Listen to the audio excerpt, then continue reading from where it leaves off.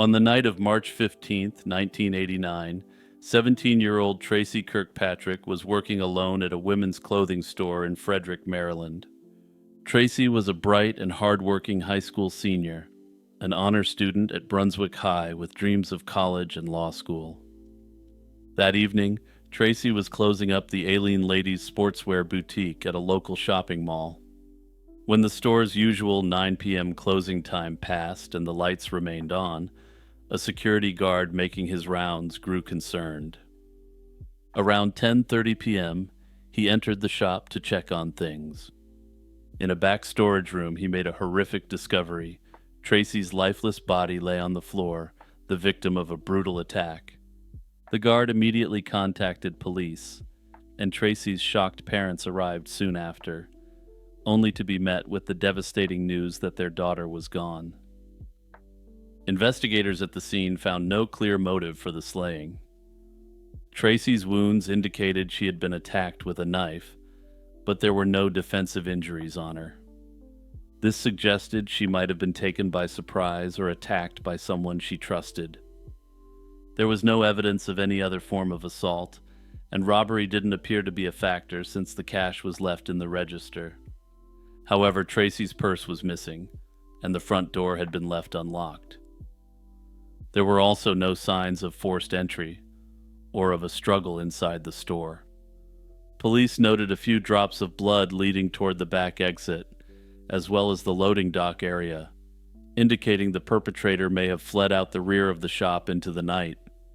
However, a man waiting in the parking lot outside for his girlfriend told officers he hadn't seen or heard anything unusual during the relevant time frame. Based on the evidence, detectives theorized early on that Tracy likely knew her attacker and had let them into the store, or perhaps the person had waited until closing when she was alone. The quiet community of Frederick was stunned. Violent crime was rare in the area, and Tracy's untimely end shocked everyone who knew this friendly, helpful individual on the verge of adulthood. Frederick police launched an intensive investigation immediately. They interviewed Tracy's family, friends, and co-workers, trying to find anyone with a possible grudge or dark obsession. One of the people questioned was Tracy's ex-boyfriend, with whom she had recently talked about reconciling. Notably, he claimed that the two had agreed to get back together the night before the slaying. Potentially suspiciously, none of Tracy's friends or family could corroborate this account. That said, it's possible that she simply had a busy day and didn't think to tell anyone yet. This attack happened in 1989, and you couldn't just message your group chats and update everyone on what's going on. Notably, the security guard who found her was also considered a suspect, especially since he could have easily gained access to the shop. That said, a major break was about to come from a somewhat unlikely source. 3 months later, in June 1989, a startling lead suddenly emerged. A man calling himself Don phoned a national confession hotline based in Las Vegas and left a chilling recorded message. In a calm, regretful tone, the caller confessed that 3 months ago he had slain a woman in Frederick, Maryland. He went on to say the girl had been working in a ladies' sportswear store and that he often used to visit her there when she was alone. In the recording, Don claimed an argument in the stockroom had escalated, and he pulled out a knife he carried at all times, attacking her. The caller expressed remorse, saying he realized he had created a lot of sadness and even thought about surrendering to police. He confessed that ultimately he decided to remain free because he was worried about the punishment and the potential of facing the chair. Eerily, he added, quote, "You might think that in making this tape I'm setting myself up to be caught, but there are a lot of guys named Don and Frederick." The confession hotline staff promptly alerted law enforcement. The Frederick police listened to the tape and were struck by the level of detail and emotion. They also believed that he provided information that could have only been known by the perpetrator. Also, keep this last part in mind going forward, because it's going to be important. Investigators traced the anonymous call to a payphone inside a Safeway supermarket in Walkersville, a small town about 8 miles from Frederick. This gave police their first real break in the case. Frederick detectives treated the confession as a serious lead. They kept the contents of the call largely under wraps at first, hoping Don might reach out again or that someone who knew him would come forward. After a while, the cops decided that the waiting game sucks and decided to address the mystery caller directly. On October 10th, 1989, the authorities published an open letter to Don in a local paper. Unfortunately, Don did not respond to this public appeal, and weeks went by with no further word from the anonymous confessor. Then, in late October 1989, an unexpected tip came from a self-proclaimed psychic in Massachusetts. A woman named Martha Woodworth contacted Frederick police and said that a young man had been calling her, claiming to seek psychic help to find the perpetrator in Tracy's case. The man gave his name as Sean, which has more than a passing resemblance to the name Don. According to Woodworth, Sean seemed disturbingly obsessed with Tracy's case, and he repeatedly phoned her and even mailed her newspaper clippings about the case. Sensing that Sean might actually be the perpetrator himself, or at least know something, Woodworth alerted the authorities. Investigators noticed that the return address on the envelope of clippings Sean sent was in Walkersville, Maryland. This was the same town where the confession payphone call had originated a few months before. The authorities thought this could hardly be a coincidence. Hoping to confirm their suspicions, Frederick's police chief played the tape of Don's confession over the phone to Woodworth. As soon as she heard the voice, Martha Woodworth said she felt a chill. She immediately recognized the caller's voice as the same person she knew as Sean. It appeared that Don and Sean were one and the same. Armed with this information, detectives finally had a potential name and face for the mystery caller. Police brought this man in for questioning, but he refused to talk. He invoked his rights and wouldn't answer investigators' questions, an act that, combined with all the other circumstances in the case, clearly did absolutely nothing to lower suspicion. The next day, armed with a search warrant, officers combed through his residence. Inside, they found stacks of newspaper articles and writings about Tracy's slaying, indicating he had been intensely following the case. For a moment, it seemed the mystery might finally be solved. However, forensic analysis of the collected evidence didn't find anything definitively linking the young man to the crime scene. For reasons unknown, the man known as Sean and Don was officially ruled out as a suspect by the authorities soon afterwards. Interestingly, they haven't said why this is the case, because the investigation is active and ongoing, but they have confirmed that it can't be him. And keep this in mind, because I'll be coming back to this individual more when we discuss the theories on what happened to Tracy. As the years passed, Tracy Kirkpatrick's case remained unsolved, but it was never forgotten. Several theories about who ended her life have been debated by law enforcement and those close to the case, as well as by amateur online investigators. One enduring theory focuses on the security guard, who was the person to discover Tracy's body. Some have questioned what happened during the hour-and-a-half period between the closing of the clothing store and Tracy being found. There's also some suggestion online that the security guard's father had been a sheriff in Frederick County, which has fueled dark speculation among some that a cover-up occurred.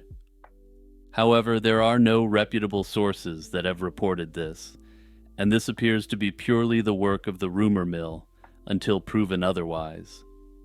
The authorities themselves favor the idea that a friend or acquaintance showed up, perhaps to profess interest in her. When she refused him, it's speculated that he attacked her. That said, this theory, despite being an official theory, is also highly speculative, given the circumstances of the case. Over the years, more speculative ideas have also surfaced. Another theory suggests that the individual who went by Sean or Don was in fact somehow involved in Tracy's demise. Under this theory, the authorities may have publicly announced that he was cleared to make this individual think that he had quote-unquote beaten the police. Given this, they may have expected that he would let his guard down and perhaps slip up after his aliases were cleared as being the person responsible. This may have been combined with enhanced surveillance being employed by the cops. That said, I think this sort of 4D chess is unlikely, and it's probably just that this individual just became obsessed with Tracy and tried to insert himself into the investigation. One fringe theory that occasionally comes up online is that Tracy's slaying might be connected to an unidentified individual known as the I-70 perpetrator. Except, no one actually knows him as the I-70 perpetrator, but you know exactly what I mean. This perpetrator is believed to have slain at least 6 store clerks in the Midwest in the early 1990s, targeting women working alone in shops along the Interstate 70 corridor. Since Tracy was also a young woman who was attacked while closing a store, some wonder if her 1989 case was an earlier crime by the same perpetrator. However, there's no evidence linking Tracy's demise to those Midwestern slayings. The timing and location are different, with the I-70 events occurring several years later in a different part of the country.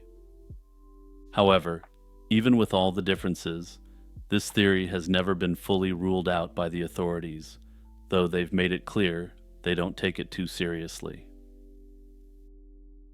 Hey everyone, it's Jimmy here with a quick reminder for you to share this video with 2 of your friends. Also, don't forget to subscribe if you haven't already, and to hit that notification bell as well, and turn on all notifications. On July 7th, 1994, a group of hikers made a grim discovery at a remote campsite area known as Windy Point in Montrose County, Colorado. While exploring an area about 25 miles west of the town of Montrose, they came across a human skull and jawbone lying on the ground. Shocked by the find, the hikers collected the skull and jaw in a container to protect them from scavenging animals, and left a note for authorities before hiking out for help. The next day, a forest ranger and a sheriff's detective returned to the site with the hiking group.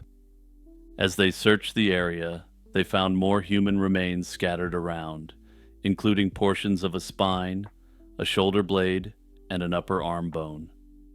Investigators recovered a piece of a woman's black vinyl belt near the bones, the only item of clothing or personal effect found at the scene. There was, in essence, no trace of any identification beyond the skeleton itself.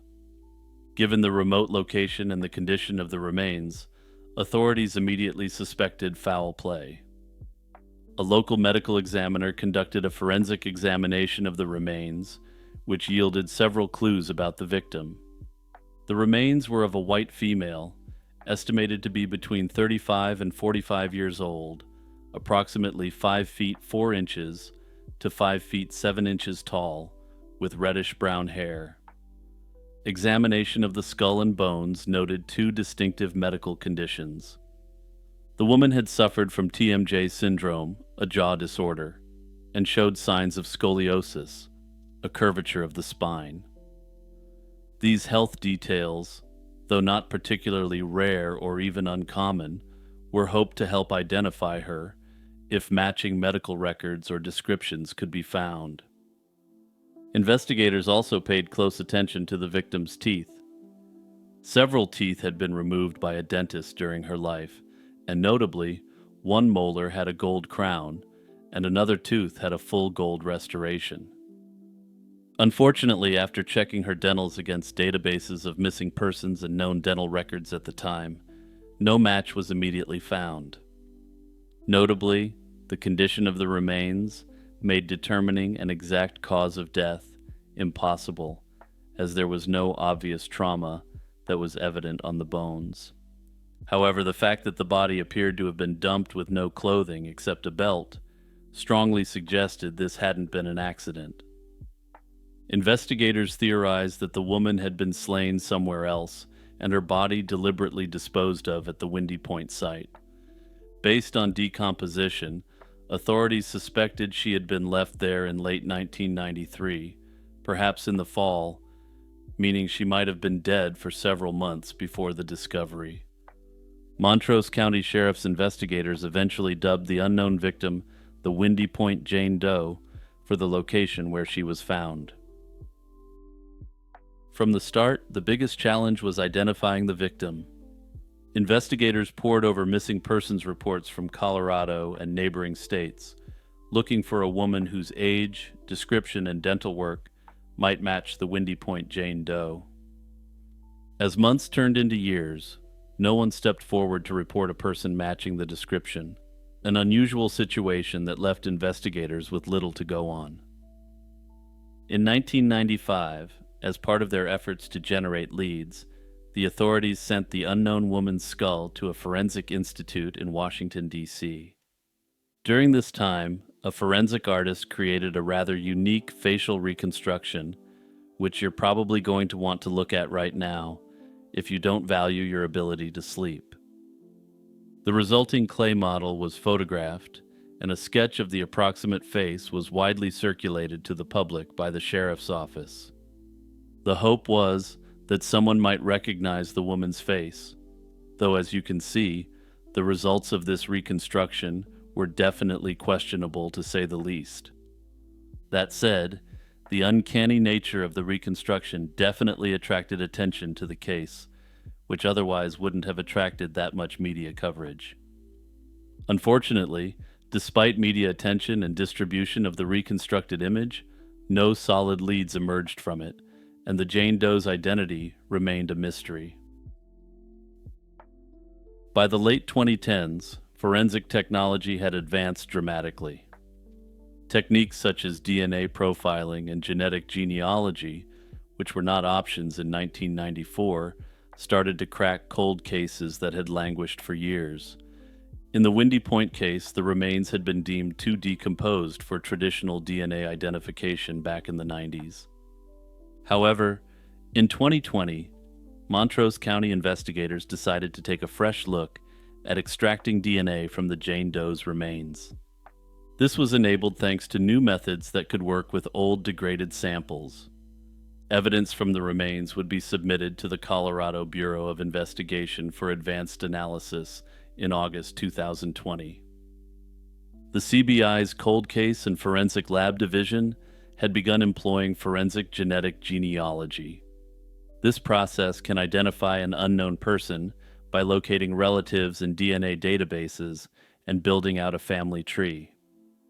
The Sheriff's Office and CBI obtained a DNA sample from the Jane Doe's remains and uploaded the genetic profile for comparison, hoping to find any familial connections.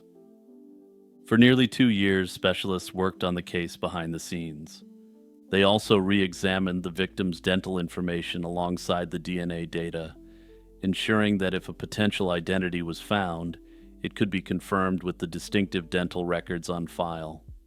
In April 2022, the persistence paid off, and the sheriff of Montrose County received an eagerly awaited call from the CBI. The DNA profile of the Windy Point Jane Doe had matched to family members associated with a missing persons report from 1993. Nearly 28 years after the remains were found, investigators finally learned Jane Doe's real name, Susan Elizabeth Hops. Susan Hops was a 45-year-old woman who had been reported missing from Pierce County, Washington on August 9, 1993. She fit the general profile investigators had established. Her age, physical description, and even details like her dental work aligned with the Jane Doe. With the identification of Susan Hops, the nearly 30-year-old mystery of her identity was solved. This breakthrough also transformed the investigation. It was no longer a hunt for a name, but now a hunt for a perpetrator as well. Montrose County authorities announced that, based on the circumstances, Susan Hops's death would continue to be investigated as a slaying. Notably, officials pointed out that Hops had no known ties to Colorado, reinforcing the theory that she did not end up at Windy Point on her own. Detectives from Montrose County immediately began collaborating with law enforcement in Washington state to retrace Susan's last known activities and contacts. Despite having been identified for quite some time, the tragic circumstances around Susan Hopp's passing still remains unknown. At present, there haven't been any further developments noted in her case, though her case is an active and ongoing investigation. Notably, she was last seen leaving her home in Washington state in the company of two individuals. Little more has been publicly released at this point, and her case hasn't received much significant attention beyond the uncanny nature of her clay facial reconstruction. Marianne Johnson was a 54-year-old account representative at a North Hollywood department store and also a co-owner of a recently shuttered local restaurant in Los Angeles. In January 1994, this ordinary working day took a tragic turn when Marianne left her job and vanished without a trace. She was last seen on the evening of January 19, 1994, as she clocked out of Robinson May, the department store where she worked. She told colleagues of plans to meet her estranged husband, Andrew Johnson, the following day. Marianne never made that meeting. By the next day, she had disappeared, marking the start of a haunting mystery that endures decades later. Marianne lived in the Reseda area of Los Angeles and had been trying to rebuild her personal life. She and her husband Andrew were separated but in the process of reconciliation. On that Wednesday in January, after finishing work, Marianne mentioned to co-workers that she intended to see Andrew soon. However, Andrew later told police that although he had spoken with Marianne on January 19th, they had no plans to meet on January 20th, contradicting what Marianne had said at work. The couple's relationship had been improving. They were seeing each other again despite the prior separation in 1993, so Marianne's friends initially thought little of her comment. It wasn't until Marianne failed to return home or contact anyone that those close to her realized something was very wrong. 1 week after Marianne's disappearance, a critical clue emerged. On January 26, 1994, police discovered Marianne's car, a black 1988 Chevrolet Corvette, abandoned in the parking lot of Louisiana West. This was a restaurant in Van Nuys that Marianne co-owned with her husband. The restaurant had recently gone out of business and was closed at the time. Investigators found the Corvette locked, and, puzzlingly, Marianne's car keys were located inside the locked restaurant itself.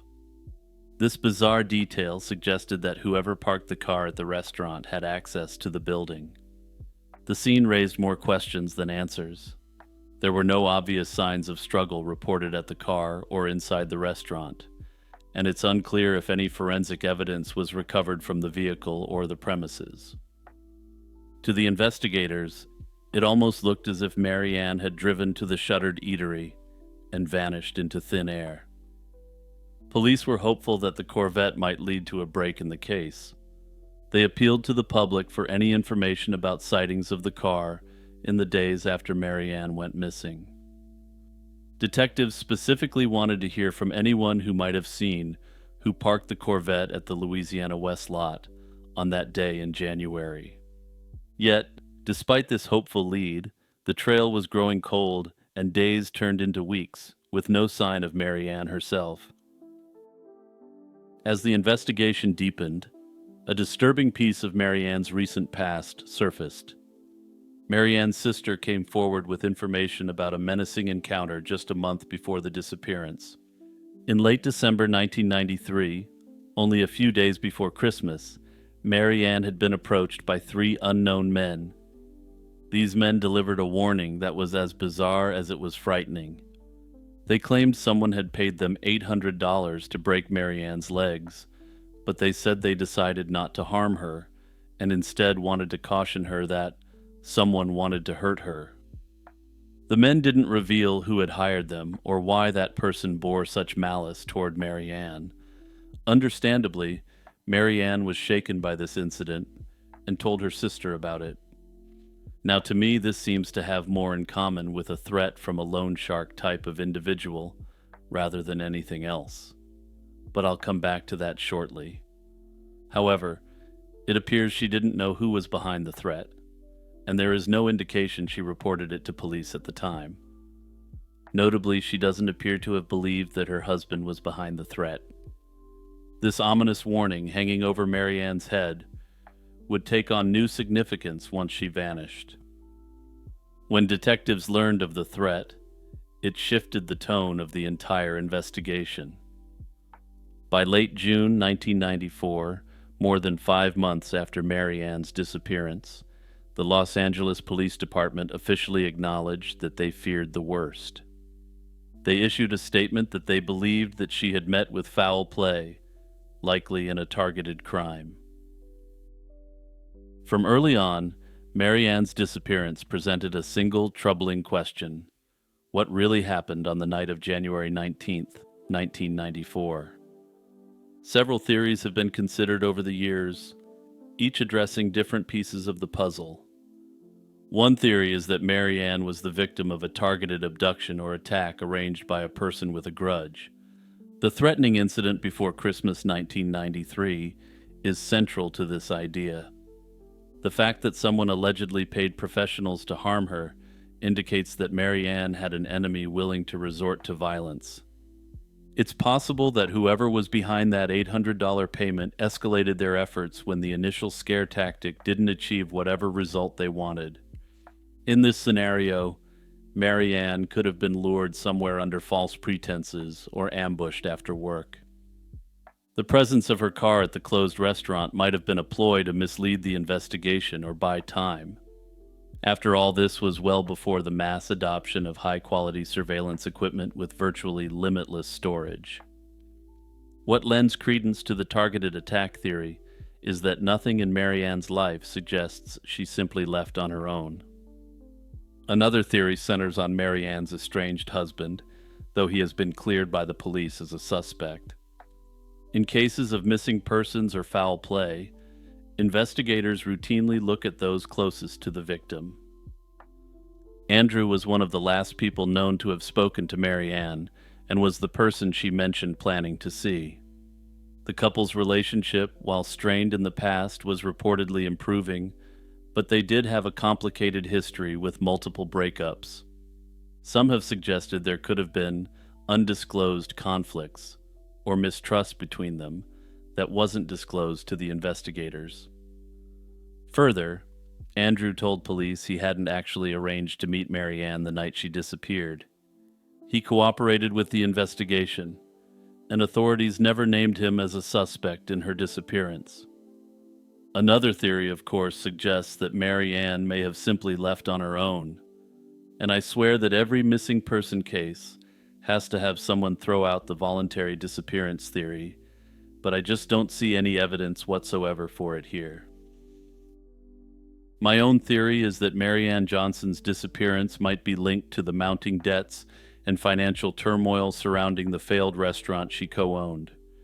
It's possible that the people who came to break her legs were actually debt collectors hired by an underworld figure. After all, it's unlikely that many average people without underworld connections could successfully hire a small crew to go out and intimidate someone the way they did with Marianne. It's possible that these quote-unquote creditors resorted to intimidation or even violence as a means to secure what was owed. The discovery of Marianne's Corvette parked at the shuttered restaurant is particularly suspicious. This detail suggests that whoever was responsible for moving her car had knowledge of the restaurant. Even more disturbingly, it's always possible that her husband was the one who was in debt to these individuals. Ragnar Lothbrok has captivated the popular imagination as one of the most famous Vikings to have ever lived, or possibly never lived at all. His story looms large in medieval sagas, modern television adaptations, and countless retellings over a millennium. Yet historians still wrestle with a fundamental question. Was Ragnar a real flesh and blood individual, or was he a legend woven from the achievements of several Vikings? From the moment he entered into medieval literature, Ragnar was depicted as a warrior king of extraordinary prowess, forging a reputation that often defies simple classification. He's portrayed as the son of a Swedish king named Sigurd Ring, and as the father of several notable Vikings, including Ivar the Boneless, Bjorn Ironside, and Sigurd Snake in the Eye.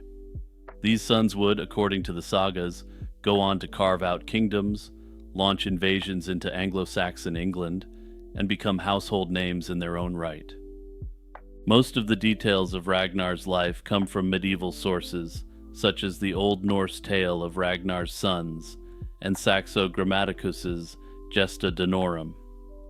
These tales include significant elements of myth and fantasy that can't be verified through contemporary records.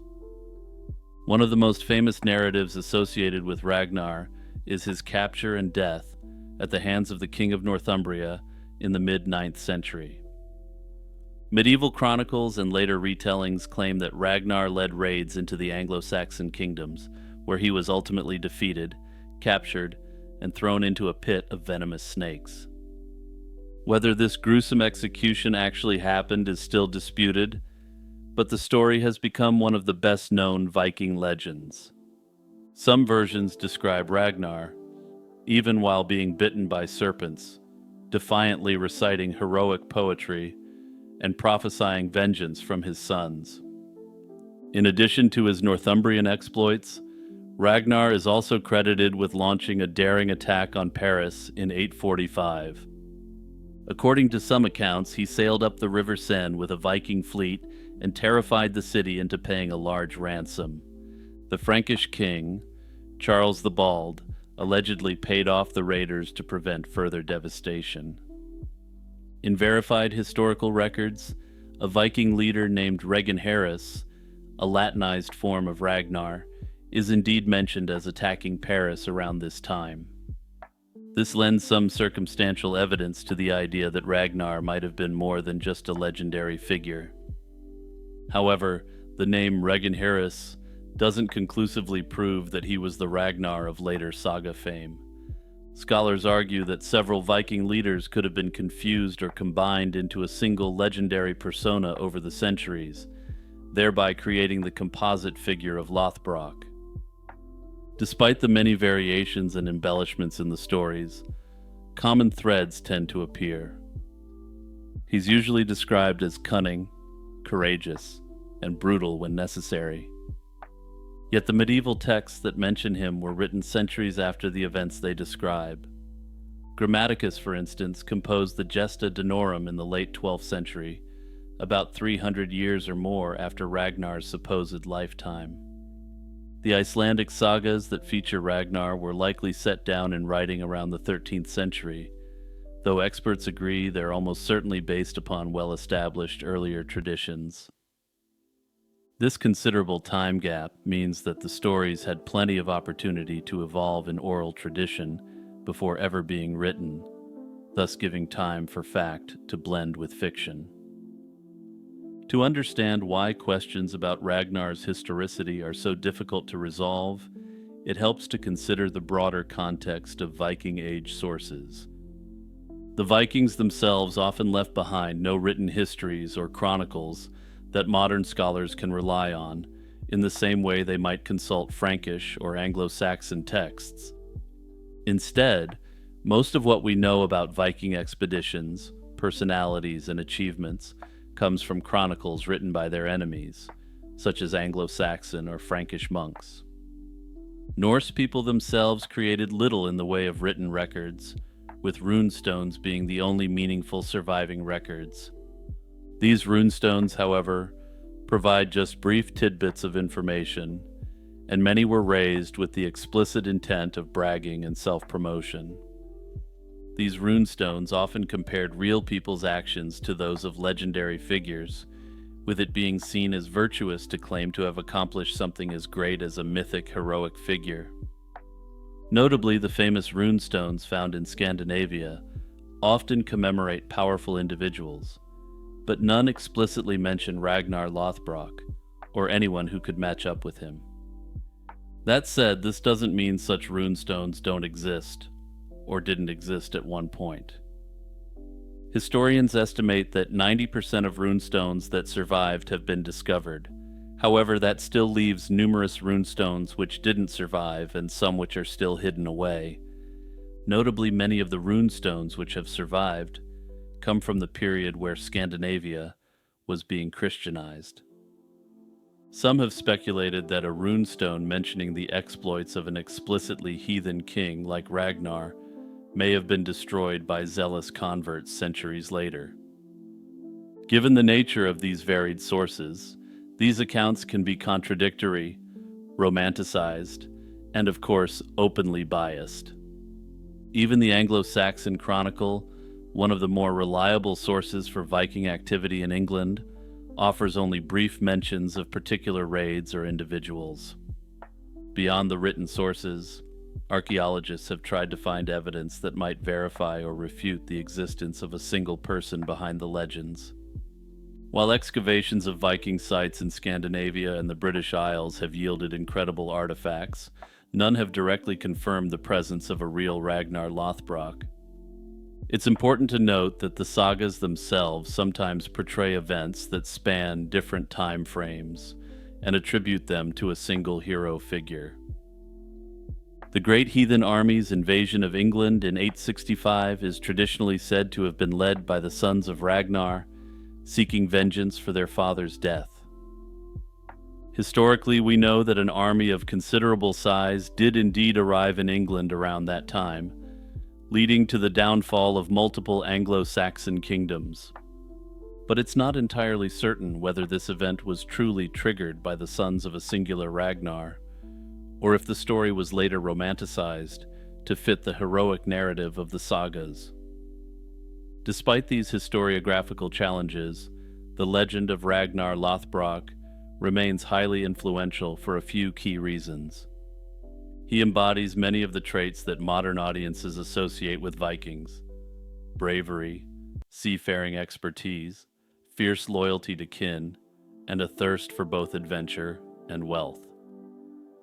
While it's easy to focus on the violent aspects of Viking life, the sagas also highlight Ragnar's strategic ability and determination.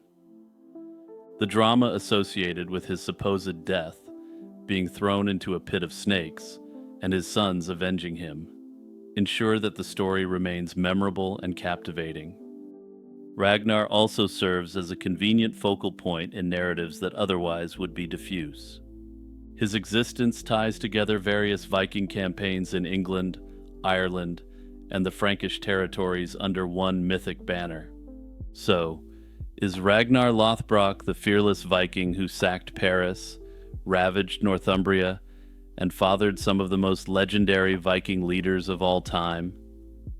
Or is he a symbolic figure, a patchwork of legendary deeds attributed to multiple warlords, all woven into one grand saga? Realistically, we can't say with absolute certainty, though scholars generally believe the latter rather than the former. What we can say for sure is that someone carried out many of those raids, and these exploits significantly impacted the political landscape of medieval Europe. Taijin Kyofusho is often described as a culture-bound syndrome from Japan, and it involves a profound fear of embarrassing or offending others through one's behavior or appearance. It's frequently associated with excessive self-consciousness about bodily functions or perceived personal flaws. Historically, Taijin Kyofusho attracted attention in the mid-20th century when Japanese psychiatrists began to classify unique conditions reflective of cultural norms. The term Taijin Kyofusho loosely translates to the disorder of fear of interpersonal relations. It suggested that the conceptual framework for this condition partially derives from collectivist values in Japanese society, where harmony and social cohesion are highly valued. Any perceived breach of etiquette can cause profound distress for those with the disorder, which may explain why this anxiety is so socially oriented. In the 1970s and 1980s, the condition started to gain international recognition when clinicians from different countries compared culture-bound syndromes worldwide. Researchers noted that while social anxiety disorders could appear anywhere, there was something different about the presentation of this one. What differentiated Taijin Kyofusho was the extreme emphasis on the sufferer's concern about being a source of discomfort to others. This led to deeper discussions on how cultural values shape the expression and classification of mental health conditions. Eventually, Taijin Kyofusho was included in discussions of culture-bound syndromes in the DSM-4. Treatment approaches can include cognitive behavioral therapy, exposure therapy, and pharmacological interventions. In July 1981, a 14-year-old girl named Stacey Ann Aris vanished during a trip to Yosemite National Park and was never seen again. Stacey was visiting the park with her father and a group of other campers when she disappeared from the vicinity of Sunrise High Sierra Camp, a remote backcountry lodge area at 9,400 feet. Despite one of the most intensive search operations in Yosemite's history, no sign of Stacey, aside from a single small clue, was ever found. But let's back it up a moment, since the circumstances surrounding her disappearance are highly unusual. They were part of a group of about 10 people, including a guide or two, touring the park's High Sierra Camp Loop, a popular way for visitors to experience Yosemite's high country. On July 17, 1981, the party rode on mules from Tuolumne Meadows to the Sunrise High Sierra Camp, a cluster of cabins near several alpine lakes. They arrived at this camp around mid-afternoon, approximately 3 p.m., and dismounted their mules and set in to rest for the evening. Stacey and her father were assigned to share one of the simple cabins at the camp, and after arriving, she decided to freshen up. She took a quick shower and changed clothes, initially slipping on casual sandals as she relaxed from the day's ride. Not long after getting settled, Stacey told her father that she wanted to take her camera and walk a short distance to photograph one of the nearby lakes. The Sunrise High Sierra Camp sits close to a series of small backcountry lakes, and it was a clear summer afternoon. Simply put, it was a seemingly perfect opportunity for a few scenic pictures. Stacey invited her father to come along, but he was tired and declined. Instead, another member of their group, a 77-year-old man named Gerald Stewart, agreed to accompany her on the short hike. Before they set off, Stacey's father advised her to change out of her sandals and put on hiking boots, given the rough terrain on the trail. She did so, lacing up a pair of gray hiking boots as recommended. At around 4 p.m., by most accounts, Stacey, carrying her small Olympus camera, headed out on the trail toward the closest lake, with the elderly man walking beside her. The trail from the camp to the nearest lake is only about 1 mile. However, despite this, Stacey and old Mr. Stewart walked only part of that distance together. After a short way, the old man began to tire due to the uphill terrain and decided to stop and rest on a boulder along the trail. Despite old Mr. Stewart stopping, Stacey was still eager to reach a good vantage point by the water. She reportedly told him that she would walk ahead to find a nice spot by the lake and would return in just a few minutes.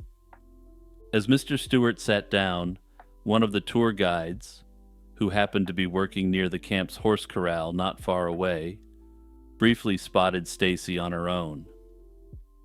The guide later recounted seeing the teenage girl standing on a rock about 50 yards off the trail, looking out toward the lake, before she stepped out of view behind some trees. That was the last confirmed sighting of Stacey Aris. When Stacey didn't return promptly, the campers, including her dad, immediately raised an alarm. Within minutes, members of her group grew concerned and went searching for her along the path and around the lake shore, but she was nowhere to be found. Initially, her father and others from the group searched the immediate area, calling out her name and checking the trail and lake shore where she had headed. As evening approached with still no sign of Stacey, Park staff at the High Sierra camp also joined the effort, scouring the vicinity until nightfall. At first light the next morning, July 18, 1981, the National Park Service launched a full-scale search and rescue operation. Over the following days, this search would grow into one of the largest in Yosemite history. Dozens of park rangers, trained search and rescue personnel, and volunteers converged on the backcountry around Sunrise High Sierra Camp to look for the missing girl. Eventually, more than 100 people were involved at the peak of the hunt, aided by dog teams, professional mountain climbers, divers, and helicopter support. The park's helicopter alone flew over 40 hours during the operation, ferrying search teams and scanning the ground from above. Teams of divers were dispatched to search the nearby lakes in case Stacy had fallen into the water. Canine units were also brought in to track any scent or trail. Every resource available was thrown into the urgent effort to find the missing teen. One small clue did emerge during the search. About a day into the operation, searchers discovered a camera part on the ground, believed to belong to Stacy. Reports vary slightly, but multiple sources indicate that the lens cap of her camera was found near the tree line between the camp and the lake, in the area where she had last been seen. This suggested that she had indeed reached that vicinity, and something may have occurred there.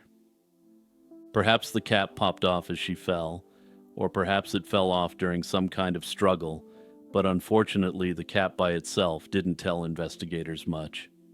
Further, it's not clear to me from the evidence if this was ever confirmed, with absolute certainty, to be Stacy's lens cap. Beyond that single item, no other trace of Stacy Harris was ever recovered.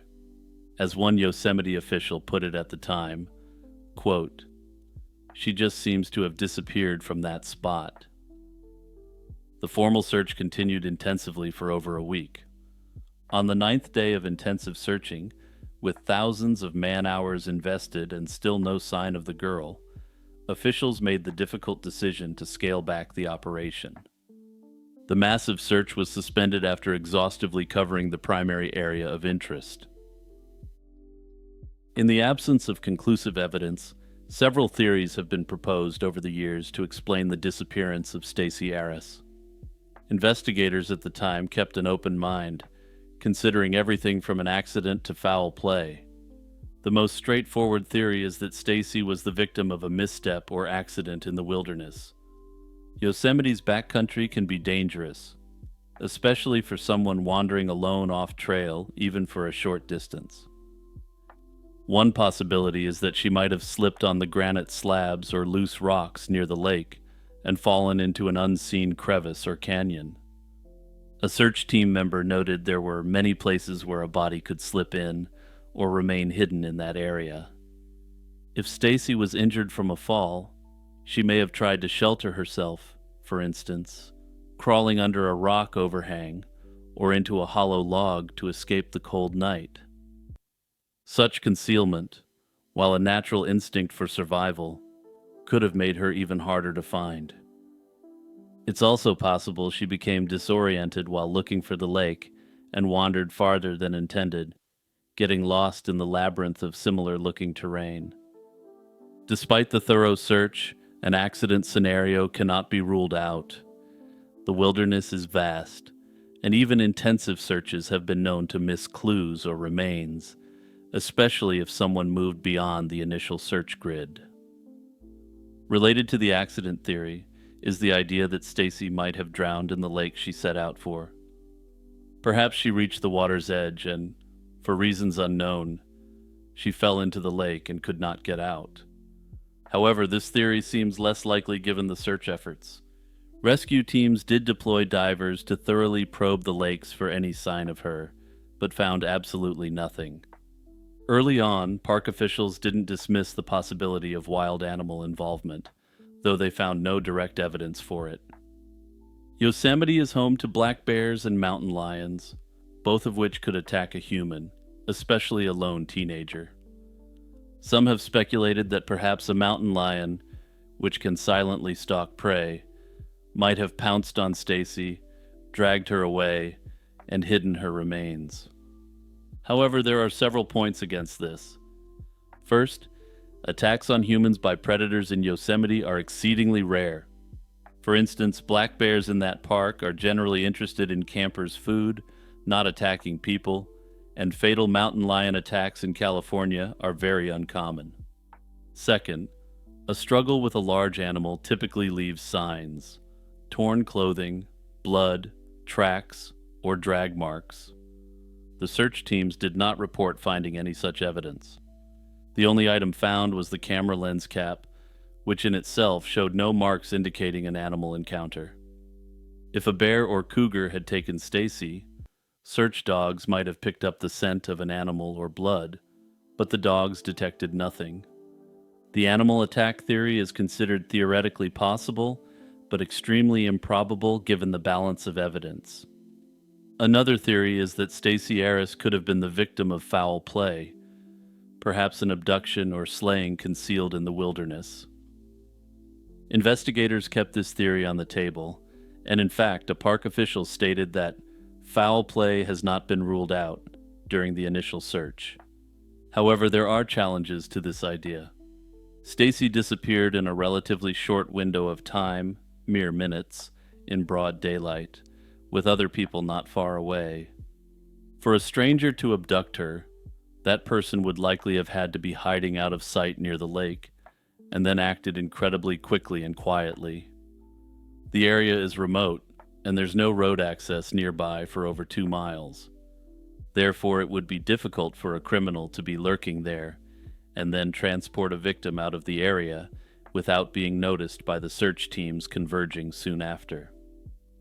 Further, the terrain required to get to a road is extremely difficult, making such an abduction very difficult. Nonetheless, it's not impossible that she encountered someone with ill intentions, perhaps a lone hiker, or even an employee or member of her group, and met with foul play. All members of Stacy's own travel group were presumably interviewed by authorities. There has never been any public indication that someone in the group was suspected, or that any evidence pointed to a specific individual. The elderly man who was with her, Gerald Stewart, was one of the last to see her, and naturally some armchair detectives have wondered if he could have harmed her. Personally, while I see why people are skeptical of him in this situation, all accounts report he was a fairly frail 77-year-old man. Search parties converged upon the area extremely rapidly, and I simply doubt that he had the ability to hide Stacy in rough terrain in the short window of time available. Further again, there's simply no trace of her whatsoever, beyond a small bit of her camera.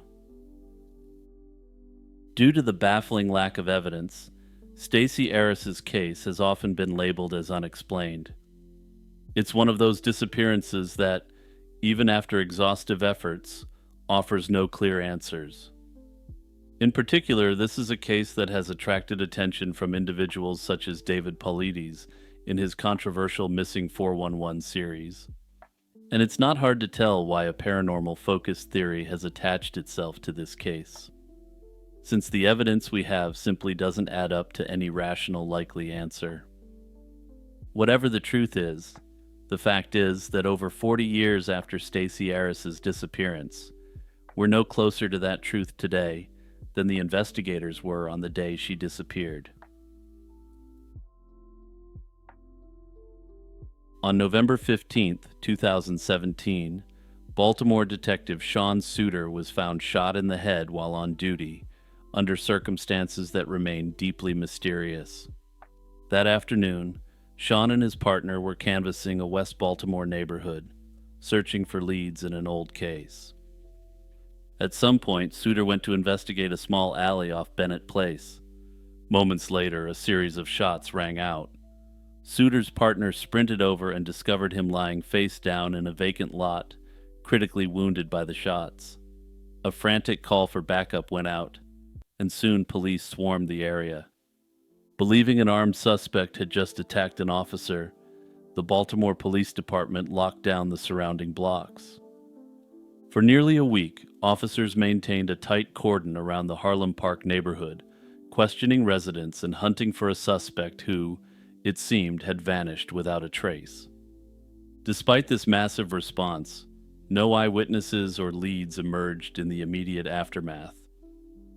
The detective was rushed to the hospital but succumbed to his injury the next day. City officials initially eulogized him as a hero killed in the line of duty.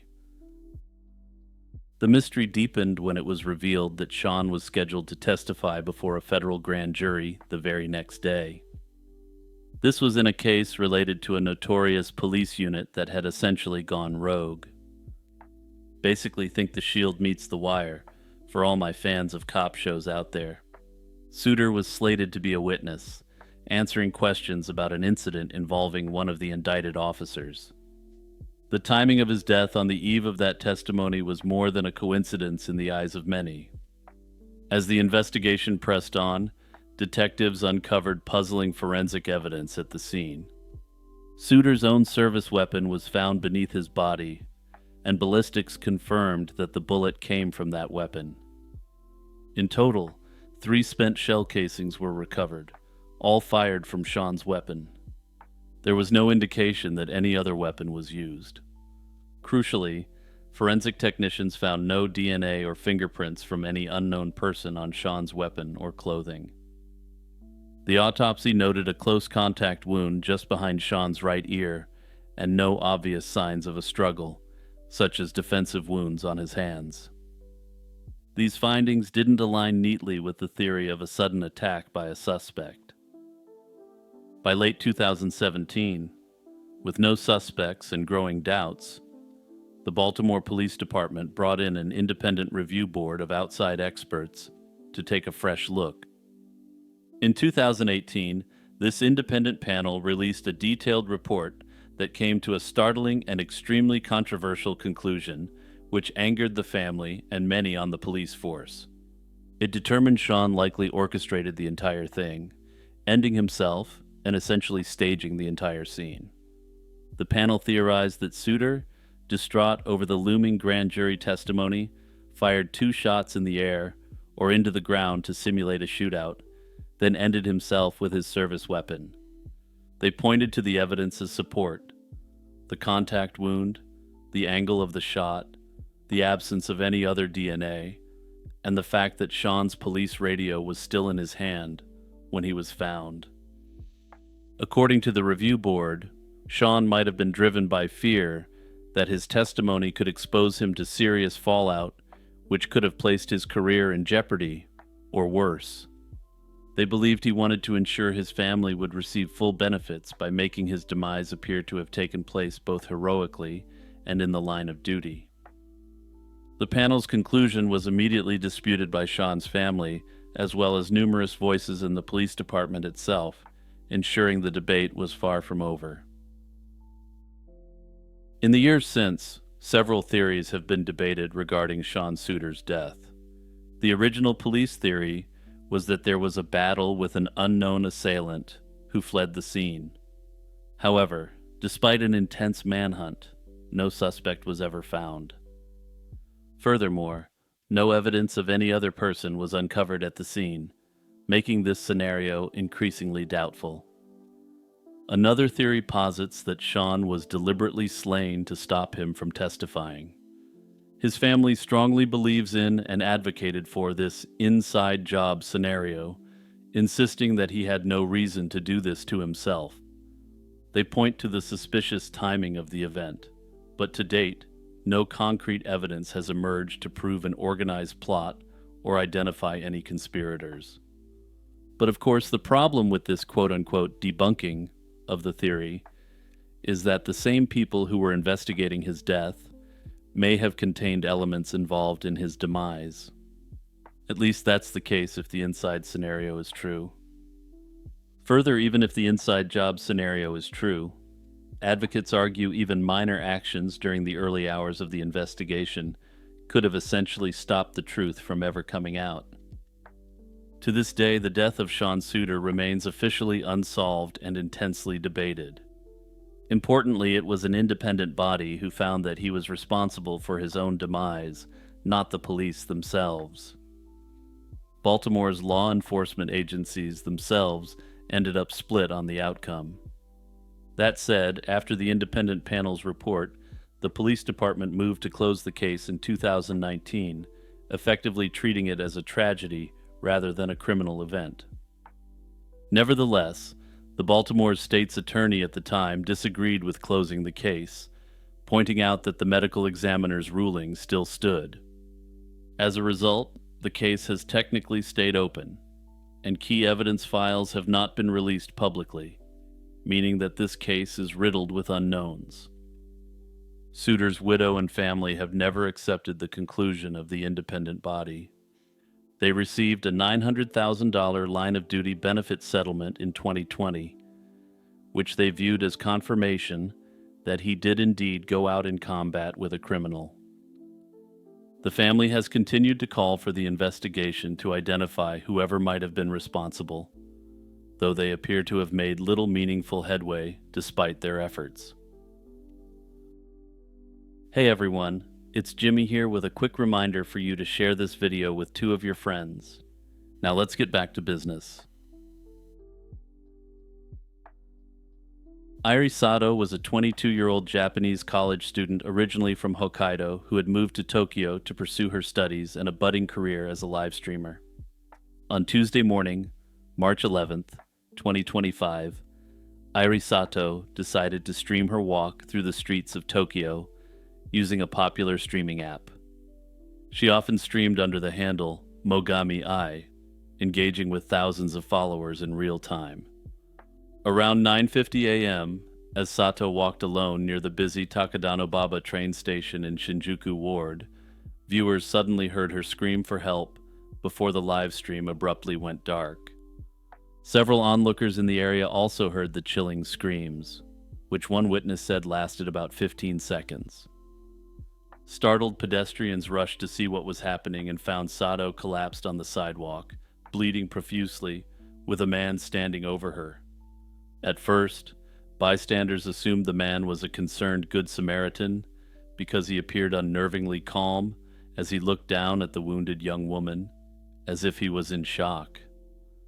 That perception changed when they noticed he was holding a bloody knife. It became clear that this man was not helping Sato, but rather that he was attacking her. Emergency calls brought police officers to the location within minutes. The suspect offered no resistance and was arrested on the spot. Officers confiscated 2 survival-style hunting knives from him, one of which had a 5-inch blade and the other which was slightly shorter. A gravely injured Airi Sato was hurried to a nearby hospital, but despite doctors' efforts, she was pronounced dead shortly after arrival. In the span of moments, a young woman's life had been brutally cut short on a public street in broad daylight, all while some of her fans helplessly watched the horror unfold live online. In the immediate aftermath, investigators worked to identify both the victim and the perpetrator and to understand what led to this heinous act. The attacker taken into custody at the scene was soon identified as Kenichi Takano, a 42-year-old man from Oyama City in Tochigi Prefecture. He was transferred to Tokyo's prosecutors on March 13, 2025, to face formal first-degree charges, as police pieced together evidence suggesting that the attack was premeditated. As the investigation progressed, a disturbing history between Takano and Airi Sato came to light. Far from being a random stranger, Takano was in fact an avid follower of Sato's live streams and had been acquainted with her for several years online. Police and media reports revealed that the two first became familiar around late 2021, when Takano began watching Sato's videos and interacting with her as a fan. By mid-2022, Takano's interest in the young streamer had escalated beyond the virtual realm. Around August 2022, he started going to a restaurant in Tokyo where Sato worked part-time, hoping to see her in person. During this period, Sato confided in Takano, as she did with some loyal fans, that she was struggling financially with living expenses. Takano responded by lending her money repeatedly over the following months, ultimately giving her large sums to help cover her rent and other costs. According to investigative sources, Takano provided Sato with over 2 million yen, approximately $13,000, across about 13 installments between September and December 2022. However, by early 2023, their relationship had soured.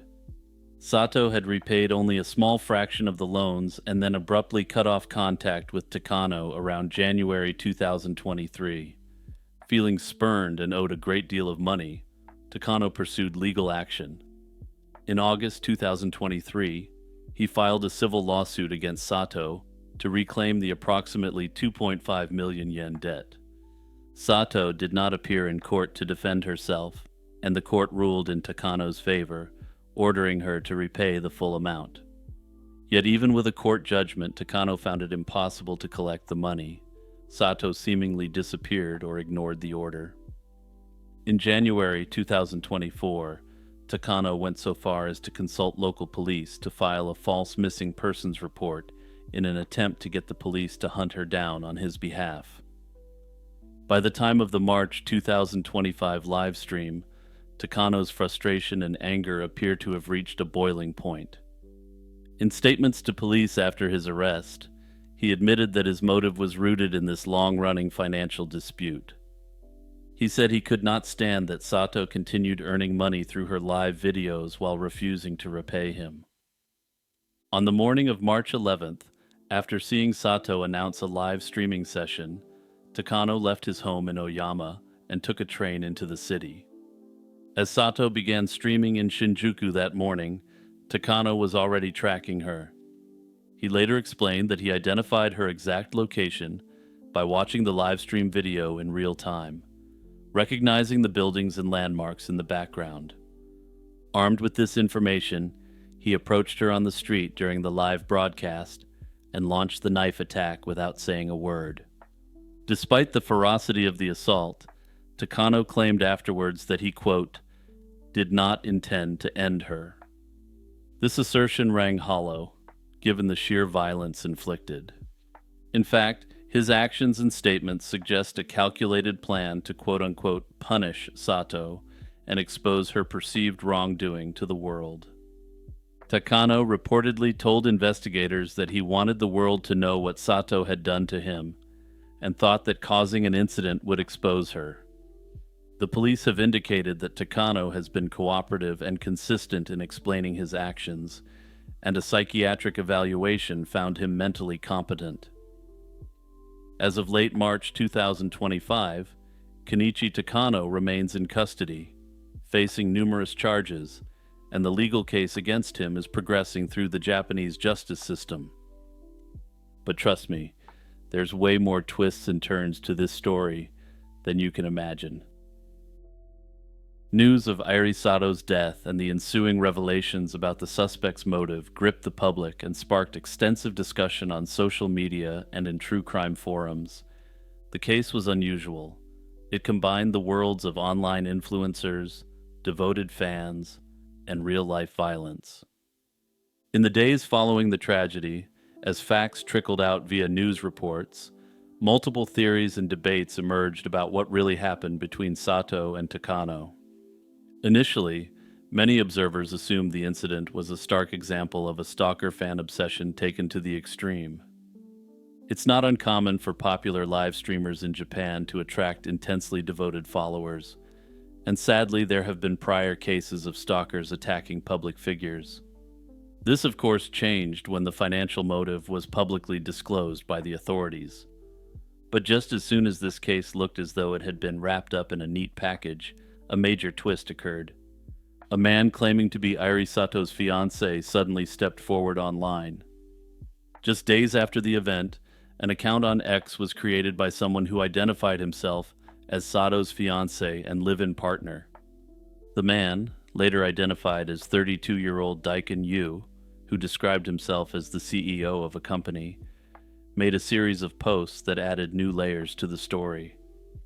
In his posts, Yu stated, "Mogami Ai was living with me and was my fiancé. and even shared photos and videos of himself with Sato to prove their relationship. This revelation surprised many who had followed the case, as Sato had never publicly mentioned being engaged.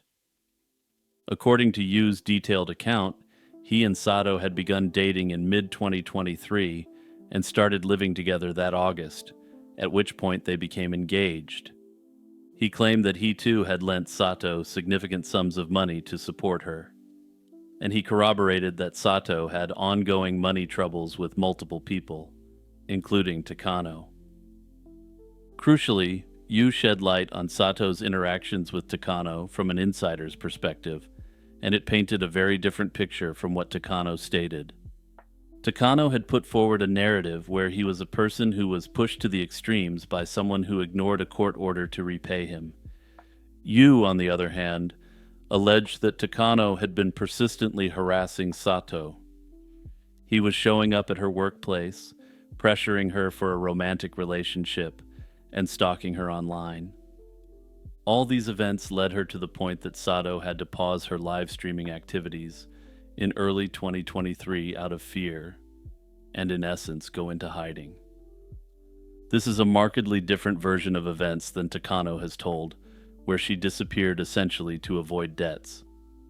In one post, Yu wrote that the suspect's goal was not merely to recoup money, rather he felt that he had purchased the right to have a relationship with her with his loans and gifts. This strongly suggests that Takano may have been motivated by unrequited feelings and a sense of betrayal, in addition to the unpaid debt. Yu further claimed that Sato had told him nothing improper had happened between her and Takano, but that she had told him a number of personal secrets. Yu claimed that Sato was fearful of him exposing these secrets, which Yu, of course, didn't divulge. Notably, despite the horrible and unjustifiable nature of the attacks, some Japanese commentators, according to my automatic translations, appear to justify what happened. They suggest that she knew exactly what she was getting into when she interacted with Takano and accepted the loans from him. Notably, these commenters seem to make it appear as though Sato had deceived her fans by making herself appear to be single when she was not. The slaying of Airi Sato is a clear example of a parasocial relationship turning deadly. Live streamers often underestimate how deeply viewers can become emotionally invested, creating a false sense of intimacy that can have dangerous consequences. Sato's interactions with Kenichi Takano, which included personal disclosures and financial exchanges, blurred critical boundaries. Takano developed unrealistic expectations of closeness, leading to resentment when those expectations were unmet. This resentment eventually escalated into violent retaliation. Live streaming inherently encourages direct engagement between creators and their audiences, making it easy for some fans to misinterpret these interactions as genuine relationships. Sato's openness about her financial struggles, along with her acceptance of significant loans from Takano, unintentionally reinforced his belief that they shared a close personal connection. When Sato cut ties, Takano perceived this as betrayal, fueling his anger and sense of entitlement. This is further complicated based on Yu's subsequent disclosures, as it looks like she may have had to cut ties because these loans weren't actually loans, but instruments of control. But let's get back to the problems inherent in live streaming and parasociality. The real-time nature of live streaming creates vulnerabilities that many creators overlook. By publicly sharing her location during streams, Sato inadvertently allowed Takano to track her, ultimately facilitating his attack. This incident highlights how easily online interactions can lead to real-world harm, especially when boundaries are unclear or neglected. Further, it's unclear how many times he had used these live streams to stalk Sato. Notably, Yu had said that Sato had previously found Takano so bizarre that she needed to stop live streaming for a period of time. However, this creates the inevitable problem when this is either her primary source of income or one of her primary sources of income. The slaying has sparked global conversations about the responsibilities of live streamers, regarding their safety and interactions with fans.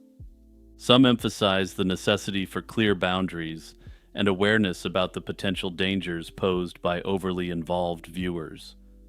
As further details of this case emerge in the coming months, I'm hoping to have updates for everyone, so stay tuned.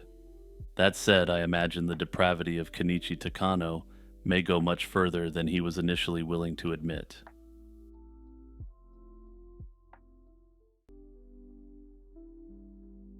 Cambyses II was the second ruler of the Achaemenid Persian Empire and the eldest son of the famous conqueror Cyrus the Great.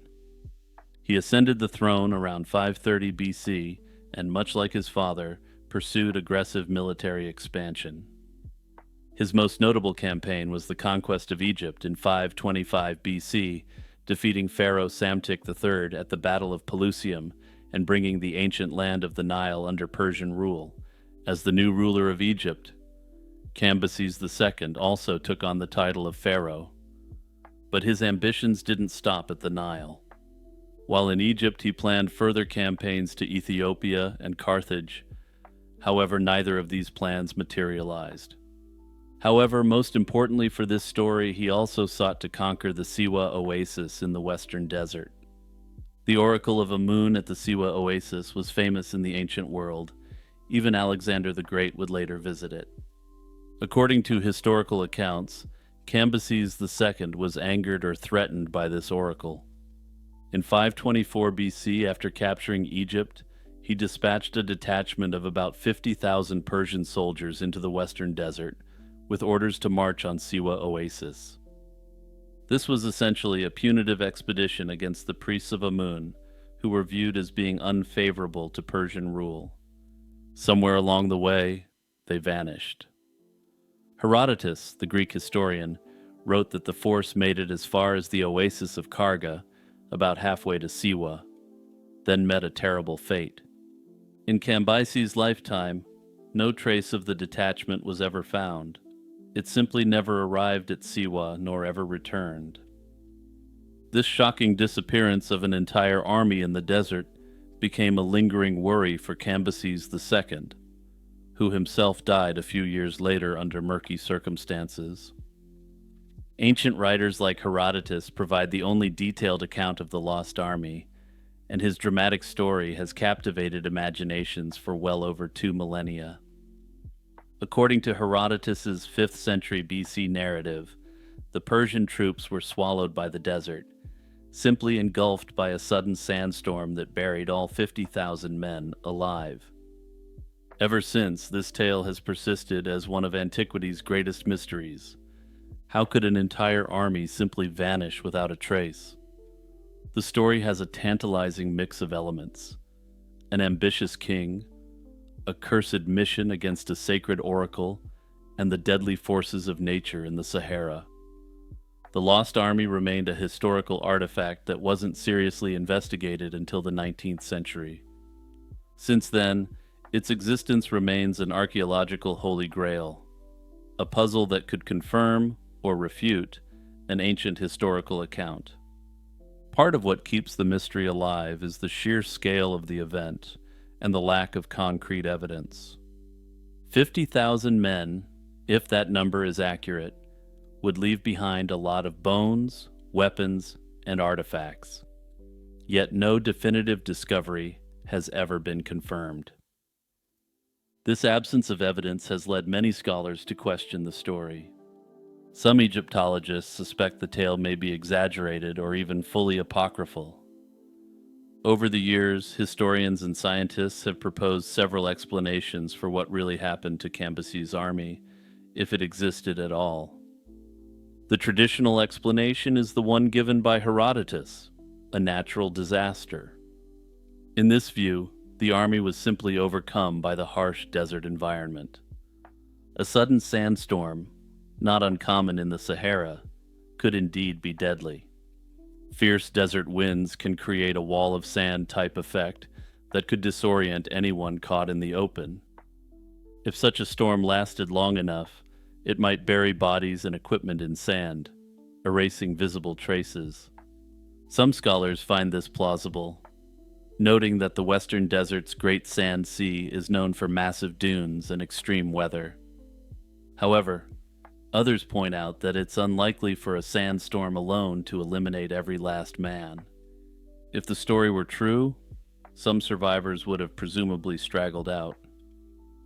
It's also possible the soldiers succumbed to a combination of factors: extreme heat, thirst, and disorientation in the uncharted desert. Losing their way, they might have perished from dehydration and exposure, with the desert winds gradually covering their remains over time. Another popular theory, briefly touched upon earlier, is that the story was a myth or misreported history. Skeptics note that Herodotus wrote his account decades after the event and got his information secondhand, supposedly from Egyptian sources in Siwa. It's conceivable that no Persian army was actually lost in a sandstorm as described. Instead, the truth might have been less spectacular. For instance, the force could have been turned back by a sandstorm, and later generations turned it into a legend of divine punishment by the gods of the desert. Some historians argue that Herodotus, who loved a good tale to put it mildly, may have embellished the story in the extreme. After all, it seems highly unlikely that the Persians would have dispatched an extremely large force to conquer this oasis. First of all, it was a relatively small population center to begin with, and 50,000 men would have been an unreasonable allocation of resources. To put this in perspective, today the Siwa Oasis only has a population of 25,000 people. But perhaps most importantly is the issue of supplying 50,000 troops on a march through the eastern Sahara Desert. This would be an extremely difficult task in modern times, with modern logistics, let alone in ancient times. If this lost army was based on a real event, it seems like the number may have been exaggerated by as much as 1 or even 2 orders of magnitude. The lack of corroborating records in Persian or Egyptian about this mass death is extremely suspicious as well. If Cambyses truly lost such a large part of his army, one might expect Persian chronicles or Egyptian inscriptions to mention it, yet we have none. Notably, some modern historians suspect that the lost army may have been a myth conjured up by the Persians themselves to cover up for a loss in battle. There's some evidence that Egyptian loyalists under Petubastis III scored a significant victory against the Persians around the time when the Lost Army event supposedly occurred. In favor of this, Petubastis III seized the moment to retake parts of Egypt, even crowning himself pharaoh in Memphis, before the Persians could respond. 2 years later, Cambyses' successor Darius I reconquered the area and crushed the rebellion. Adventurers and archaeologists have mounted expeditions into the Egyptian desert specifically to find traces of the Persian force. In the 1930s, numerous European expeditions attempted to find any hint of the army, but turned up empty-handed. In the 1980s, more systematic searches were conducted using aircraft and basic ground-penetrating radar. Notably, some suspicious bone fragments were discovered, but they were later dated to 1500 BC, ruling them out. In recent years, modern satellite imagery and remote sensing have been applied in hopes of spotting unusual shapes under the sand, but nothing conclusive has surfaced as yet.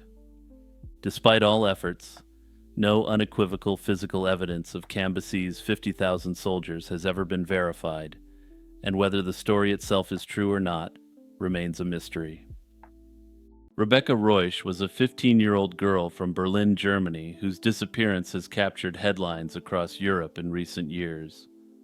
She lived at home with her parents and was the youngest of 3 sisters. On the evening of Sunday, February 17, 2019, Rebecca stayed overnight at the home of her eldest sister, who lived with her husband and their young daughter. That night, Rebecca's sister was alone with her child because her husband had been out at a late party with colleagues. Rebecca planned to sleep on the living room couch and head to school the next day, which was scheduled to start later than usual on Monday morning. In the early hours of February 18th, 2019, Rebecca's brother-in-law returned home from the party at around 5:45 a.m. and went to bed. Shortly after, at 7 a.m., Rebecca's sister left for work, taking her daughter with her, leaving Rebecca in the house presumably asleep. Around 7:15 a.m., Rebecca's mother tried calling her, but the call went to voicemail. Phone records later showed that Rebecca's mobile phone was last connected to the home Wi-Fi network around 7:45 a.m. At some point between 7 a.m. and 7:45 a.m. that morning, Rebecca used the Snapchat app to send a photo to a friend. The friend opened that message at 8:15 a.m., seeing Rebecca standing in a hallway wearing a jacket. This Snapchat communication is the last known time anyone heard from Rebecca. When Rebecca didn't show up for school by 9:40 a.m., it raised alarms. Her family became increasingly concerned when she failed to return home that afternoon. Rebecca's parents reported her missing to the police on the afternoon of February 18th, 2019. It was soon discovered that several of Rebecca's personal belongings were also missing from the house. These included the clothing she had been wearing in the Snapchat photo that morning, her school backpack, a pink handbag, her purse, her mobile phone, and a pink Fujifilm instant camera. Notably, a distinctive purple blanket from her sister's home was also gone. The disappearance of both Rebecca and these items suggested she either left the house with them or they were taken with her, but there were no clear signs of what actually happened. In the first days after Rebecca was reported missing, Berlin authorities treated it as a high-risk missing person case. Given the troubling circumstances, the case was quickly escalated. On February 23rd, it was handed over to the city's specialized detectives, indicating that investigators strongly suspected that Rebecca was no longer alive. Despite the lack of a body or definitive evidence of foul play at that point, police publicly stated early on that they did not believe Rebecca left her sister's home alive on February 18th. This belief was based on technical clues, like the last signal from her phone inside the house, and the absence of any verified sighting of her after that morning. As detectives gathered information, suspicion began to focus on Rebecca's 27-year-old brother-in-law, the last adult known to have seen her. On February 28th, 2019, 10 days after Rebecca disappeared, police arrested the brother-in-law for questioning on suspicion of involvement in her disappearance. Investigators noted inconsistencies in his account and evidence that seemed to contradict his initial statements. He was held in custody briefly, but, due to insufficient evidence to charge him, was released on March 1st. Only a few days later, on March 4th, authorities arrested him a second time as they pursued further leads, but once again they had to release him, on March 22nd, without filing charges. Despite these setbacks, Berlin police made it clear that the brother-in-law remained their primary suspect in this crime. Meanwhile, the search for Rebecca was one of the most extensive in recent German history. In early March 2019, police organized large-scale search operations in areas where they suspected her body might have been taken. On March 6, 2019, investigator Michael Hoffman even appeared on a popular German television program, which is essentially the equivalent to America's Most Wanted. During this broadcast, Hoffman revealed a critical piece of information to the public. Investigators had determined that Rebecca's brother-in-law's car was observed traveling on the A12 Autobahn on the morning of Rebecca's disappearance. The vehicle was again observed late at night on February 19th. This route leads from Berlin toward Poland, and the brother-in-law could not satisfactorily explain why he drove that way on those days. In fact, Rebecca's father, who believes his son-in-law is innocent, cryptically suggested in a television interview that these mysterious drives, quote, are connected to something else. This comment fueled media speculation that the trips might have involved illegal activities, unrelated to Rebecca's disappearance, which, if true, might explain the brother-in-law's secrecy. These activities have been speculated to be related to illicit substances, though no evidence corroborates this. Following the highway clue, police concentrated search efforts along the A12 Autobahn corridor. One tip came from a man who recalled seeing a red compact car in a wooded area near an abandoned military facility on the outskirts of Berlin in the Brandenburg region. Further, two horseback riders reported seeing a suspicious man in that same area around midday on February 18th. Acting on these leads, between March 7th and March 29th, 2019, hundreds of officers combed through forests, fields, and ponds in Brandenburg searching for any sign of Rebecca. Divers searched lakes, and cadaver-sniffing dogs were deployed. But despite these intensive efforts, no significant evidence or remains were found. While the primary investigation has focused on the brother-in-law, numerous alternative theories have been proposed to explain Rebecca's disappearance. Notably, all of these theories assume that Rebecca left the house alive that morning, contrary to what the police believe. Rebecca was an avid user of social media and a big fan of the K-pop group BTS. Early on, there was speculation that she might have arranged to meet someone she met online on the morning of February 18th.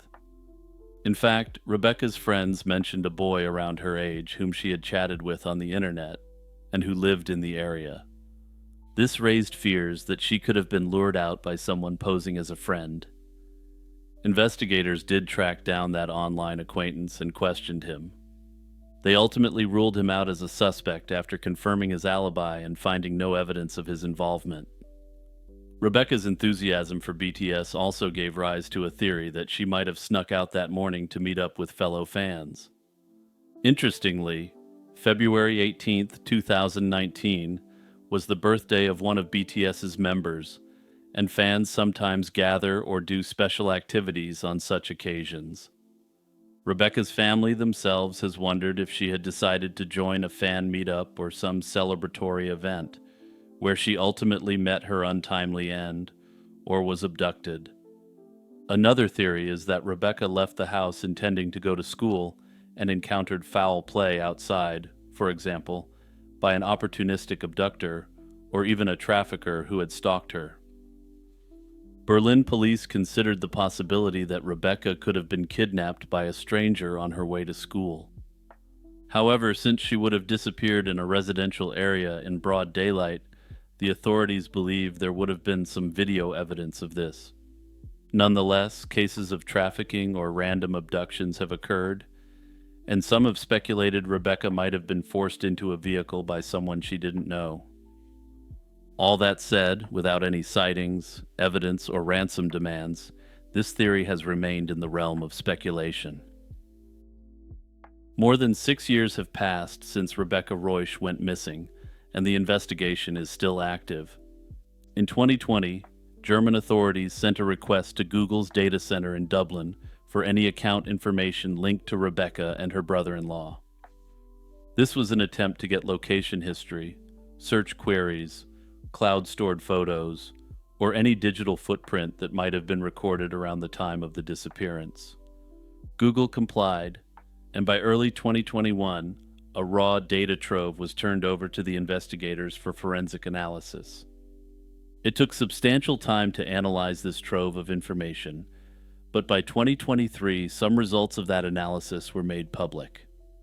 Investigators revealed that data from the brother-in-law's Google account corroborated certain suspicious details. For instance, it helped confirm the timing of his drives on the Autobahn and revealed searches during the critical window when he said he was asleep. These findings, while not a smoking gun, gave police renewed reason to keep him in focus.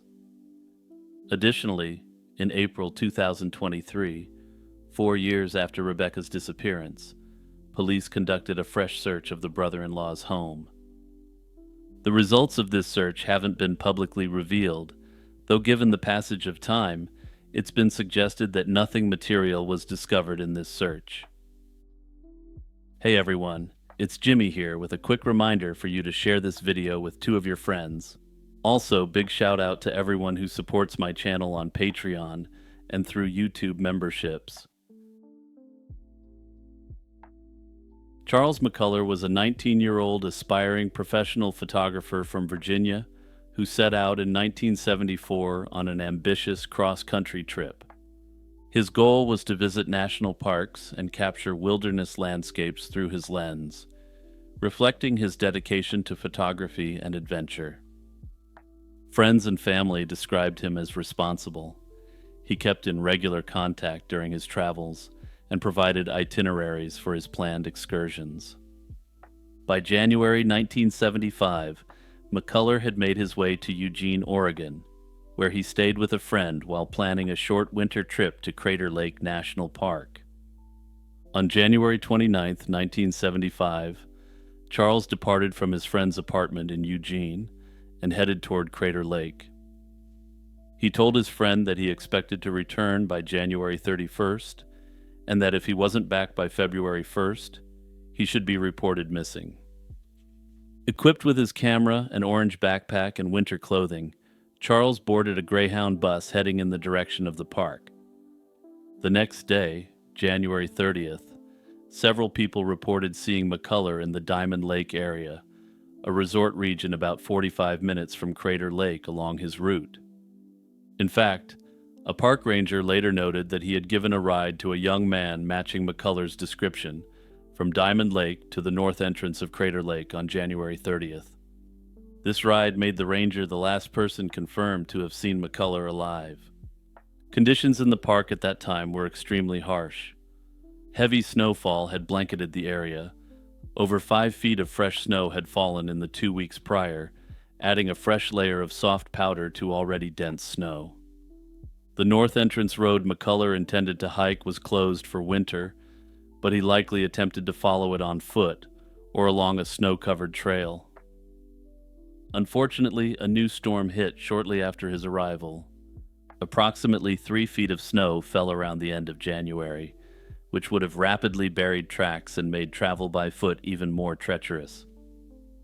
McCullough failed to return to Eugene as planned, and by February 1st, 1975, his worried friend alerted authorities in Eugene that Charles was missing. Upon the missing person report, local law enforcement and park authorities were notified to watch for McCullough. Oregon State Police distributed missing person posters in bus stations around Eugene, initially suspecting that perhaps McCullough had simply altered his travel plans without informing anyone. In the first days, officials had no solid leads. The winter weather severely hampered search efforts. Deep snow made ground searches in the park nearly impossible in February. Still, initial patrols and overflights were conducted.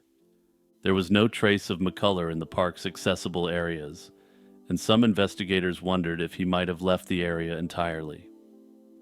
2 weeks after Charles went missing, his father, also named Charles, flew out to Oregon to take an active role in the search. The elder Charles was determined to find his son. He coordinated with park rangers and even conducted his own extensive searches, focused on Crater Lake's northern section, near where Charles was last seen. Through the spring and summer of 1975, McCullough's father essentially camped out in the park, organizing search parties and scouring the wilderness for any sign of his son. All the while, Charles's family kept pressing for more action. In frustration, a family member even wrote to U.S. Senator William L. Scott in March 1976, complaining that the FBI would not assist. The FBI had replied that they had no jurisdiction in a routine missing persons case without evidence of kidnapping. After more than a year and a half with no answers, a breakthrough finally came in October 1976. On October 13, 1976, 2 hikers from Texas were navigating the remote west side of Crater Lake National Park. As they were hiking along, they stumbled upon an old, weathered backpack in a secluded boggy canyon. They had assumed that the backpack was merely lost property from some hiker, so they brought it to park rangers the next day, thinking nothing more of it. Inside, rangers found a set of keys, one of which appeared to fit a Volkswagen vehicle, the same make of car owned by Charles. This immediately raised eyebrows. Acting on this clue, park rangers organized a search of the area where the pack was found. On October 14, 1976, a mounted patrol discovered human remains scattered down a steep embankment in the wilderness. The remains were in an advanced state of decomposition and had clearly been disturbed by animals and the elements. Rangers found portions of a human skeleton, including a skull and a lower jawbone, as well as a few other bones and personal items near a creek bed. The site was roughly 5 to 6 miles from the nearest road, and about 12 miles, by trail, from the point where Charles had likely set out.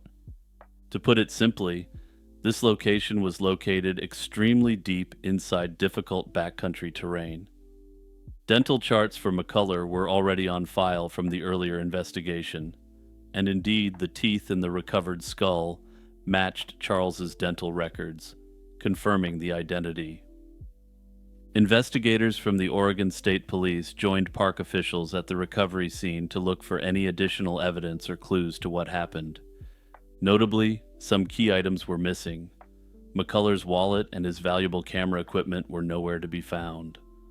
Also absent were larger bones of the arms, legs, and torso, as well as his coat and boots. Further, the remains that were present showed no obvious signs of trauma. After examination, the authorities announced that the probable cause of death was exposure to the elements. With the discovery of Charles McCullough's body, the search ended, but the case was far from closed, as many questions lingered about how he met his end in such an unlikely location. From the outset, park officials leaned toward a tragic accident as the explanation for McCullough's death. The official investigation found no evidence of foul play, though, as I'm about to get to, this would not be without controversy. The scenario proposed was that Charles McCullough got caught in a severe winter situation and succumbed to hypothermia or related natural causes while trying to find his way back. This theory is supported by several facts. He was not equipped for overnight survival in deep snow, and he had no snowshoes or similar equipment. Under such conditions, it would have been easy for a lone hiker to become exhausted, disoriented, and overwhelmed by exposure. Rangers noted that hypothermia can induce paradoxical undressing, a phenomenon where a freezing victim irrationally feels overheated and removes clothing. This could explain why McCullough's pants were found unbuckled and why his jacket or shirt were never located. Scavenging by wildlife over many months could account for the scattered and incomplete remains. In short, the official view was that Charles McCullough likely perished in a snowstorm, and his body naturally deteriorated in the wild. However, McCullough's family, and some outside observers, have questioned the official narrative, proposing alternative theories. Charles's father never believed that his son's death was simply a mishap. He pointed to the fact that none of Charles's expensive camera gear or cash was ever recovered as a sign that someone might have robbed and harmed him. Notably, Charles had hitchhiked with expensive camera equipment and money, and some have speculated that he may have been slain and dumped in an extremely remote area. What keeps the disappearance of Charles McCullough an enduring mystery are the aspects of the case that still defy easy explanation. First and foremost is the distance. McCullough's remains were found roughly 12 miles from the trailhead where he likely started. This area is rough backcountry under normal circumstances. However, at the time of his disappearance, this entire area was buried under many feet of snow. Seasoned outdoorsmen assert that it would have been virtually impossible for him to cover that ground on foot in those conditions. As you'll recall, Charles didn't have the necessary equipment to handle that sort of terrain, such as snowshoes or cross-country skis. How Charles managed to end up so far off course, in a canyon so remote that even park rangers rarely went there, remains unknown. Some have speculated that the only way he could have conceivably got to the location is if he was transported by snowmobile. Another unresolved element is the absence of key belongings. Charles McCullough was traveling with high-end camera equipment and personal effects like his wallet and cash. Despite extensive searches after the discovery of his remains, none of those items were ever found.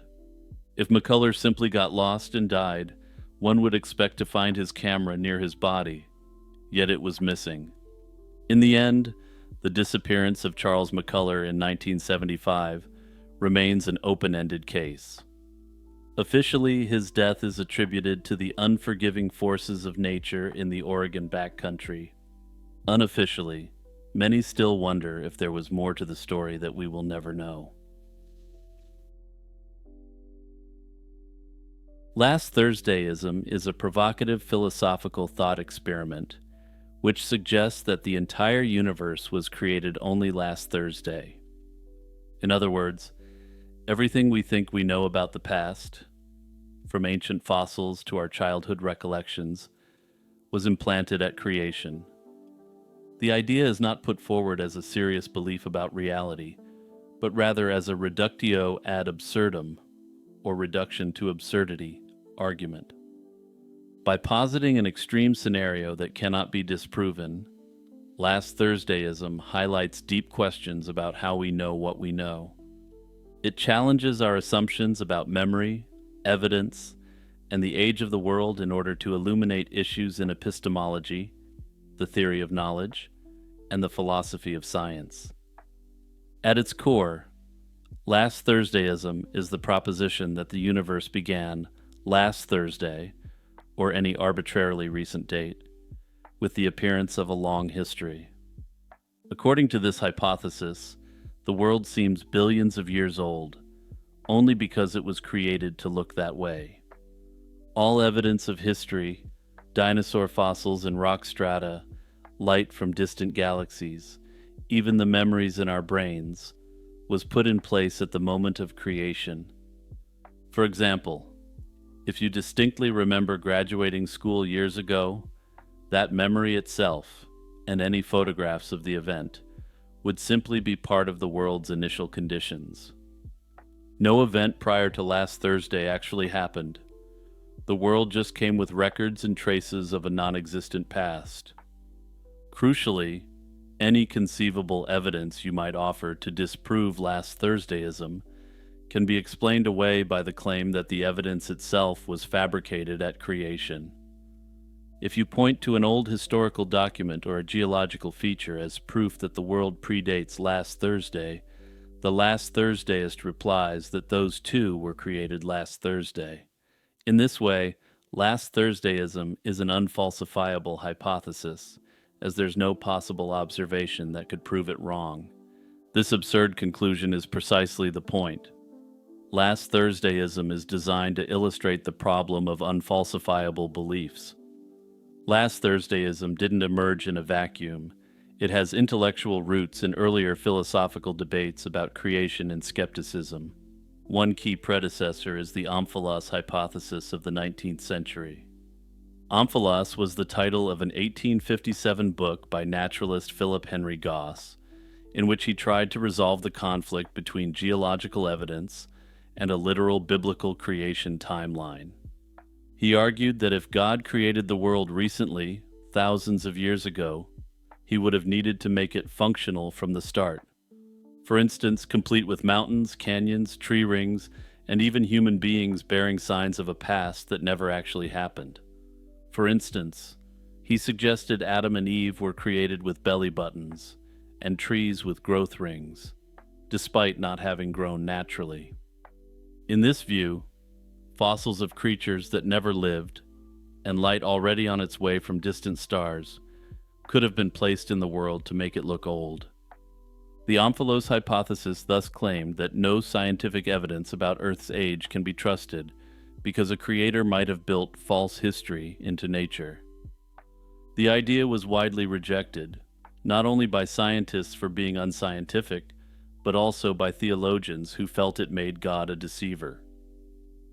From a theological perspective, the Omphalos hypothesis essentially accused the creator of planting fake evidence of a past that did not occur, to trick people for reasons unknown.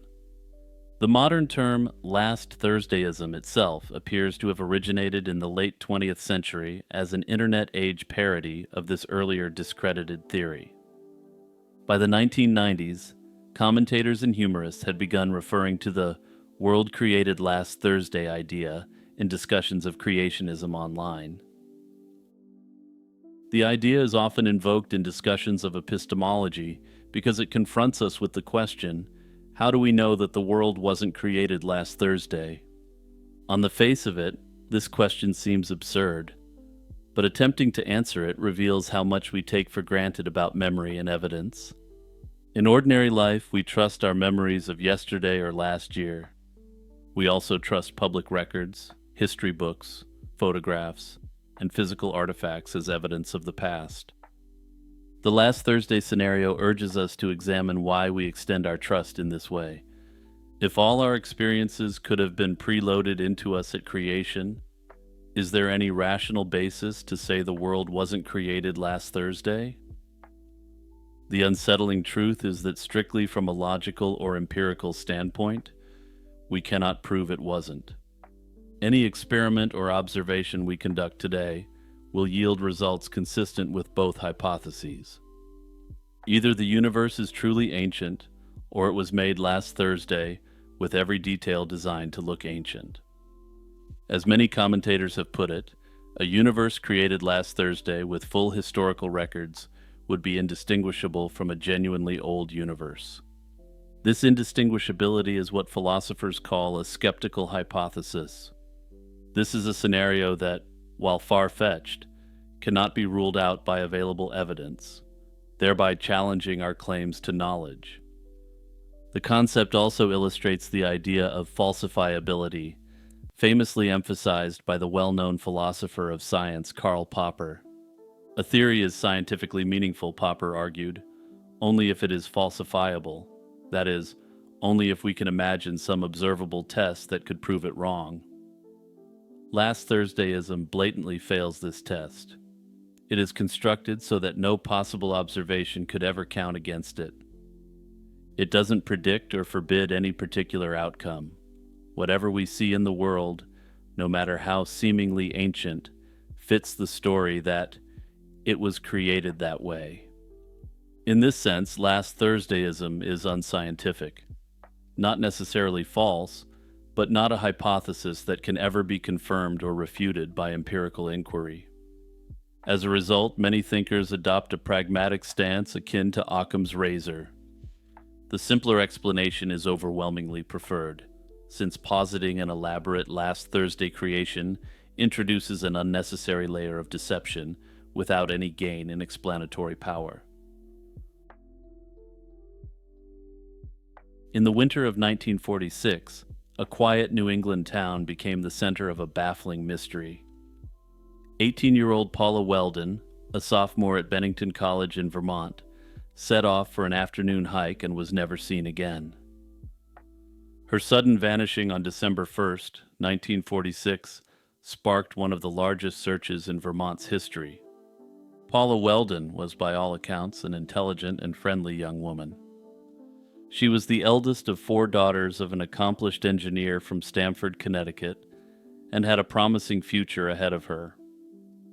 At Bennington College, Paula was known for her artistic interests and had recently developed a passion for gardening and plant life. Despite this outwardly bright disposition, those close to Paula noted that she had been feeling a bit blue in the days leading up to her disappearance. In fact, she had opted not to go home for Thanksgiving just a week earlier, after a disagreement with her father. The two had argued about a young man Paula had been seeing, a boyfriend who her father disapproved of. This tension, coupled with Paula's subdued mood, would later feed into various theories about what might have happened to her. But on that first Sunday of December, 1946, nothing seemed amiss, as Paula decided to take a study break and get some fresh air. That Sunday, Paula worked an early shift in the campus dining hall, then returned to her dormitory on campus in the early afternoon. Around 2:45 p.m., she told her roommate, Elizabeth Johnson, that she was taking a study break and going for a long walk.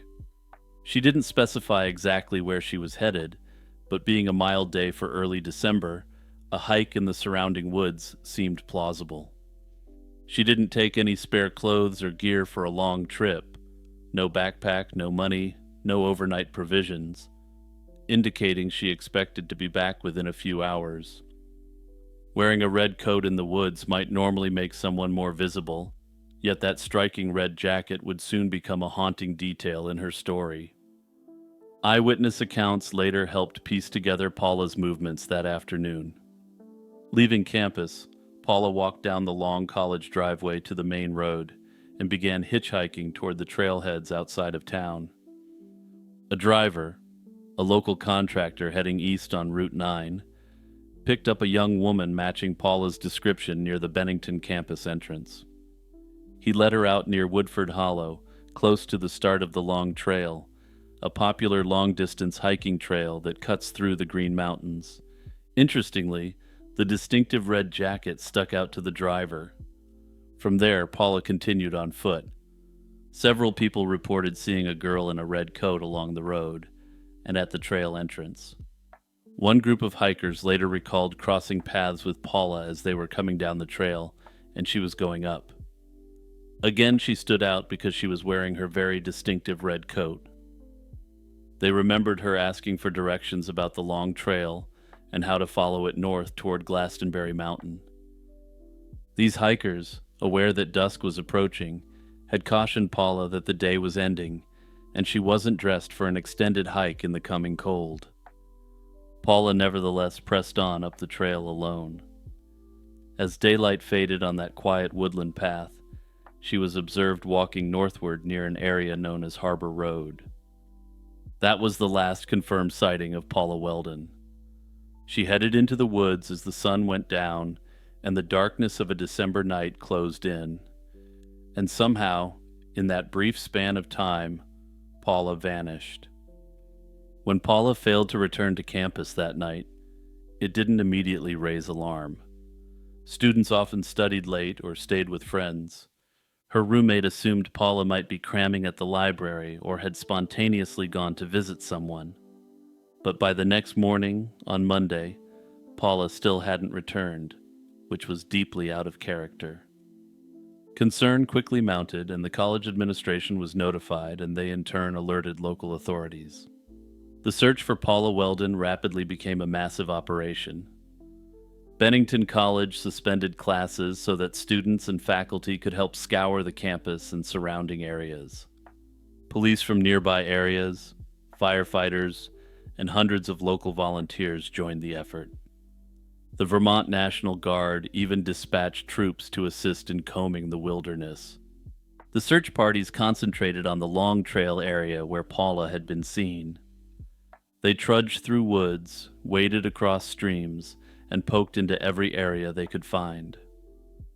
Plans were made for aerial searches, and small planes flew over the forested hills, looking for any bright red dot that might be Paula's coat. The weather had turned frigid, and at night a dusting of snow covered the ground, complicating the effort. Despite the manpower and the urgent determination, no trace of Paula was found. Not a shoe print, not a shred of cloth. It was as if she had stepped off the trail and simply disappeared into thin air. News of the missing Bennington College sophomore spread quickly, capturing regional attention. The Bennington Banner newspaper printed Paula's photograph, which helped jog the memories of witnesses who came forward to say they had seen her on Sunday. Tips and alleged sightings started pouring in from all over New England. People in Vermont, New York, and Massachusetts reported catching glimpses of young women who resembled Paula.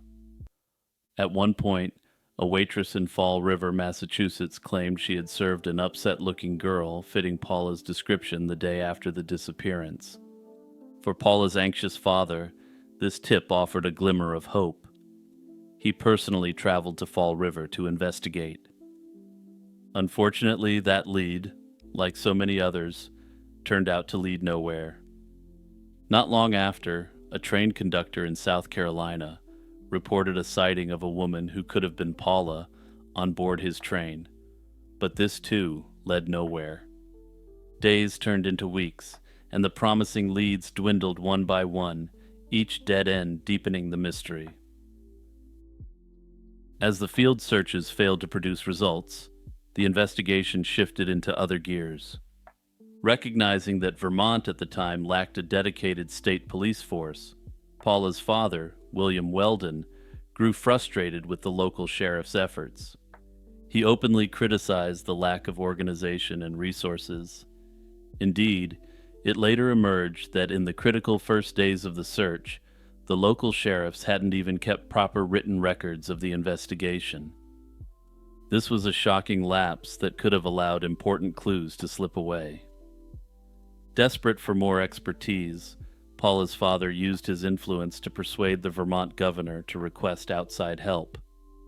Law enforcement officers from New York, Massachusetts, and Paula's home state of Connecticut arrived to assist. The FBI was also consulted due to the possibility that Paula could have been kidnapped and taken across state lines, though no evidence of that ever surfaced. With bolstered ranks, investigators started re-interviewing everyone who had been near the long trail that day. They knocked on doors of every house along the route Paula was known to have taken.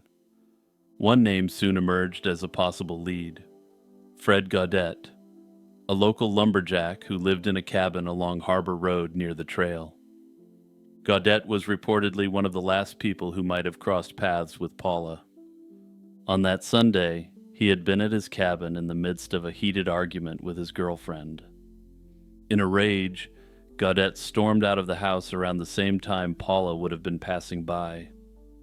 Initially, he told police he went straight to his shack and spent the evening alone. At other times, he claimed he had driven up the trail in his truck after their argument. These conflicting accounts made detectives suspicious that he might be hiding something. In fact, over the ensuing weeks and even years, he would change his story multiple times. On one occasion, he even boasted drunkenly to acquaintances that he knew where Paula's body was buried. However, when pressed by police in later interviews, Gaudette recanted and said he made it up for attention. Investigators found no hard evidence linking the lumberjack to Paula's disappearance. No body, no sign of a struggle, nothing. Without evidence of a crime, Gaudette remained only a person of interest and never was formally charged.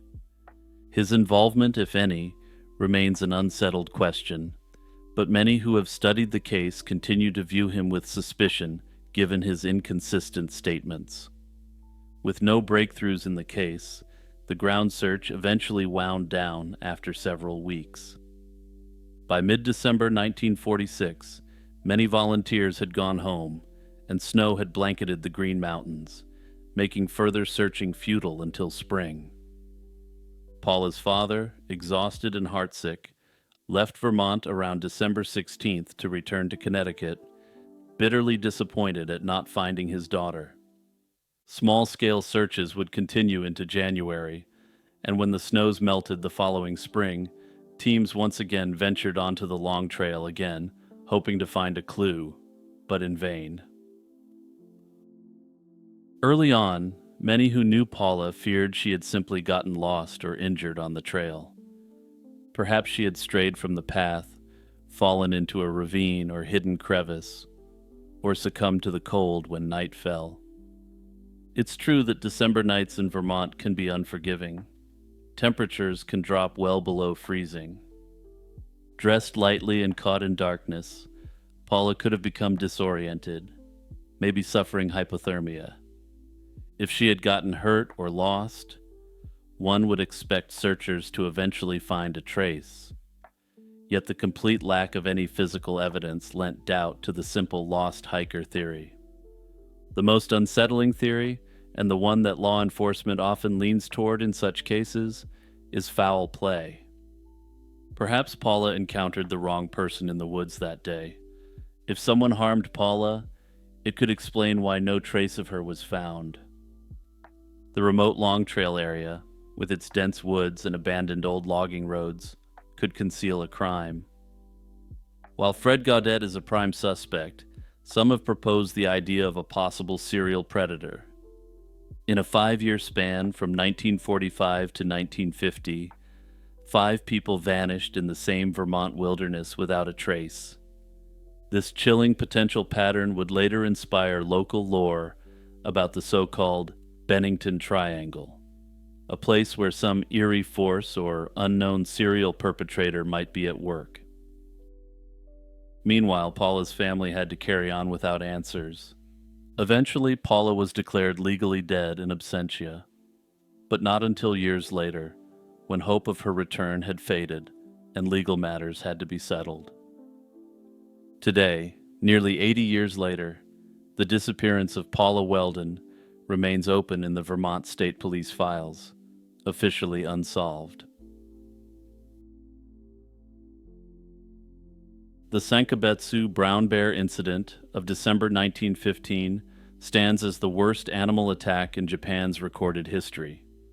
Notably in Japanese, this event has gone on to be known, in translation, as the Brown Bear Storm, indicating the ferocity of the ursine onslaught which occurred. Over the course of 6 days in a remote Hokkaido settlement, a single male Usuri brown bear terrorized villagers, slaying 7 people and injuring 3 others. Sankabetsu in 1915 was a newly settled pioneer hamlet in Hokkaido's rugged interior. Few people lived there, and the area's forests were habitat to Hokkaido's native brown bears. Encounters with wildlife were common on the frontier, especially as settlers cleared land and bears foraged near farms. In mid-November 1915, local farmer Ikeda Tomizo and his family had their first run-in with a large male brown bear. At dawn one morning, the bear appeared at the Ikeda homestead, startling the family horse. The bear stole some harvested corn, but fled back into the woods when confronted. Recognizing the potential danger to people and livestock, Ikeda and a group of experienced bear hunters kept watch for the bear's return. The bear did return on November 30th, and the hunters shot at it, wounding the animal but failing to bring it down. They tracked blood trails toward the mountains until a snowstorm forced them to turn back. Believing a wounded bear would likely avoid further human contact, the villagers hoped the threat had passed. Unfortunately for the locals, they were mistaken, and this wounded bear was about to strike back in a big way. On the morning of December 9th, 1915, the large brown bear suddenly appeared at the Ota family's house, the first in a series of deadly incursions. Inside were Abe Mayu, a farmer's wife, and an infant named Hasumi Mikio, whom she was babysitting. The bear burst into the house and mauled the baby with furious anger. Mayu fought back desperately. It said she threw firewood at the bear and then tried to flee. The enraged bear easily overtook Mayu, mauling her, and dragged her off into the surrounding forest. When other villagers arrived at the scene, they found a horrific sight. Blood pooled on the floorboards of the house, described by witnesses as resembling a slaughterhouse. News of the attack spread quickly through the settlement. By that evening, armed villagers gathered at the Ota home, fearing the bear would return. Around 8 p.m., the bear indeed crept back to the Ota property under cover of darkness. The men on guard were tense and panicked at the bear's reappearance. One villager managed a panicked shot, but the bear slipped away into the night before the hastily organized militia could bring it down. In the early pre-dawn hours of December 10th, a search party of about 30 men ventured into the woods to find the bear and recover Mayu's body. They found a disturbing scene. The bear had stashed Mayu's remains under the snow near a fir tree, apparently to preserve the meat for later consumption. This discovery confirmed their worst fear. The bear was actively treating humans as prey. The group pressed on and soon encountered the bear, still very close to the village. 5 men opened fire, and 1 bullet struck the bear, causing it to retreat with a wound. That night, the worst came to pass. Many women and children from the area had sought refuge at the home of the Miyuke family, considered safer because it was being guarded by armed men after the prior day's attack. Miyuke Yao was there with her children, as were members of the neighboring Saito family. Most of the guards, however, had rushed off upon news that the bear was seen back at the Ota farm that evening, leaving the Miyuke house virtually unprotected. Sometime late on December 10th, the bear silently approached the Miyuke homestead. Yao, carrying her infant son Umakichi on her back, heard a rumble outside. Before she could react, the bear smashed through a window into the house. The disturbance upset the hearth. The cooking pot overturned and doused the fire, and the only oil lamp was knocked over, plunging the crowded home into darkness. Yao tried to flee with her children, but her young son Yujiro clung to her legs in terror, tripping her as they ran. The bear seized Yao, biting into Umakichi as well. One guard, Odo, had remained near the Miyuke house. He bravely intervened, drawing the bear's attention. The bear dropped Yao and her baby to attack Odo, clawing his back as he tried to hide behind furniture. Yao managed to gather some of her children and escape into the night, despite serious head wounds. Inside the house, the enraged bear then turned to the other occupants. The animal mauled 3-year-old Miyuke Kinzo and 6-year-old Saito Haruyoshi, ending them both. It also bit another child, Saito Iwao, severely injuring him. Next, the bear set upon Take Saito, a woman who was 8 months pregnant. And for the sake of everyone watching, I'm going to leave what happened next to your imagination. Outside, Yao, badly injured but alive, encountered the returning guardsmen and alerted them to the carnage at her home. When the rescuers arrived, they heard the bear still snarling and smashing inside the dark house. Assuming no one could have survived, some proposed burning the house down to incinerate the bear. However, Yao, holding out hope that some of the little ones were alive, thankfully forbade it. Instead, the men devised a plan. They split into 2 teams, one at the front door and one at the back of the house. The rear team created a diversion of noise, shouting and rattling weapons, to flush the bear out the front. As expected, the bear burst out the front door.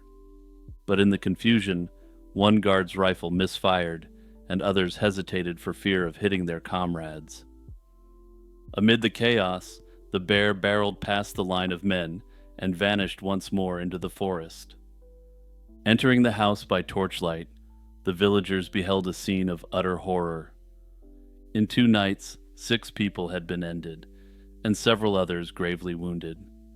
The survivors and other townsfolk, fearing the bear's return yet again, gathered at the local school for shelter. At this point, many of Sankabetsu's residents were convinced they were dealing with a demon bear, not a normal animal, given its relentlessness, brutality, and level of cunning. By December 11th, news of the incident had reached authorities.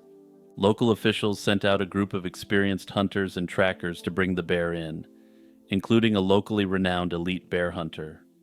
One extremely controversial idea was to use a victim's corpse as bait to lure the creature into a trap, since the bear had dragged off bodies before. This proposal was understandably met with outrage by the bereaved families, and was ultimately abandoned after an attempt failed to draw the bear out of hiding. For 2 days, the bear eluded search parties, though it did raid empty houses for winter food stores, as evidenced by ransacked provisions. On the night of December 13th, hunters thought they spotted a moving shadow near an ice bridge checkpoint and opened fire. They later found bear tracks and drops of blood, suggesting the demon bear had been wounded once more, but that he continued to prowl the area. By the morning of December 14th, heavy snow was imminent, threatening to erase the bear's tracks. The hunting team knew this might be their last chance before winter storms. An elite hunter and a local guide set off into the forest to track the bear immediately, choosing to move as a pair for speed and stealth rather than as a larger group. This was dangerous, but having too large a party would potentially alert the bear. Before long, they found the bear peacefully resting near a Japanese oak tree. The hunter got within 60 feet and took careful aim before he started blasting. His first shot hit the bear's heart, and a second shot struck its head, finally bringing the great beast down for good. In the aftermath, the bear's size and condition were noted with astonishment. It weighed about 750 pounds and measured almost 9 feet tall, enormous for an Ussuri brown bear, indicating a healthy adult in its prime. A necropsy of the bear confirmed the gruesome truth. Human remains were found in its stomach. Villagers, enraged and grief-stricken, took a form of revenge by later dismembering and eating the bear's meat, an act meant to quote-unquote settle the score with the man-eater. Ultimately, the villagers had come to believe that the bear was a supernatural force, and the village was largely abandoned in the years that followed. Interestingly, a 6-year-old boy who witnessed the bear attacks, Haruyoshi Okawa, vowed revenge on bears as a whole. Over the course of his life, he went on to claim the lives of 102 Ussuri brown bears. The Sankabetsu incident naturally raised the question, why did this particular bear behave so aggressively and persistently? Several theories and contributing factors have been discussed by historians and wildlife experts. Many believe the bear woke up from hibernation early due to hunger. An underfed bear emerging in early winter would be exceptionally ravenous and prone to bold attacks. Indeed, the initial encounters in November 1915 suggest the animal was scrounging for food, raiding corn stores, when most bears should have been denned for the winter. However, others have pointed out that the bear weighed 750 pounds, indicating that the animal wasn't as underfed as some would like to claim. While hunger may have set the stage, human actions likely exacerbated the bear's aggression. Notably, the bear did not harm any people during its first appearances. It fled after stealing corn, until it was shot and wounded by villagers on November 30th. Another factor is that the bear was an exceptionally large male in the prime of life, which likely contributed to its confidence in taking on humans. Ussuri brown bears are among the largest brown bear subspecies and are nearly comparable to North American grizzlies in size and strength. Another factor was the recent encroachment by humans into the area at the time. In a somewhat bizarre turn of events, today the site is home to the Sankabetsu Brown Bear Incident Reconstruction Site. Tourists can come visit the area and see giant statues and reconstructions of the bear terrorizing the villagers.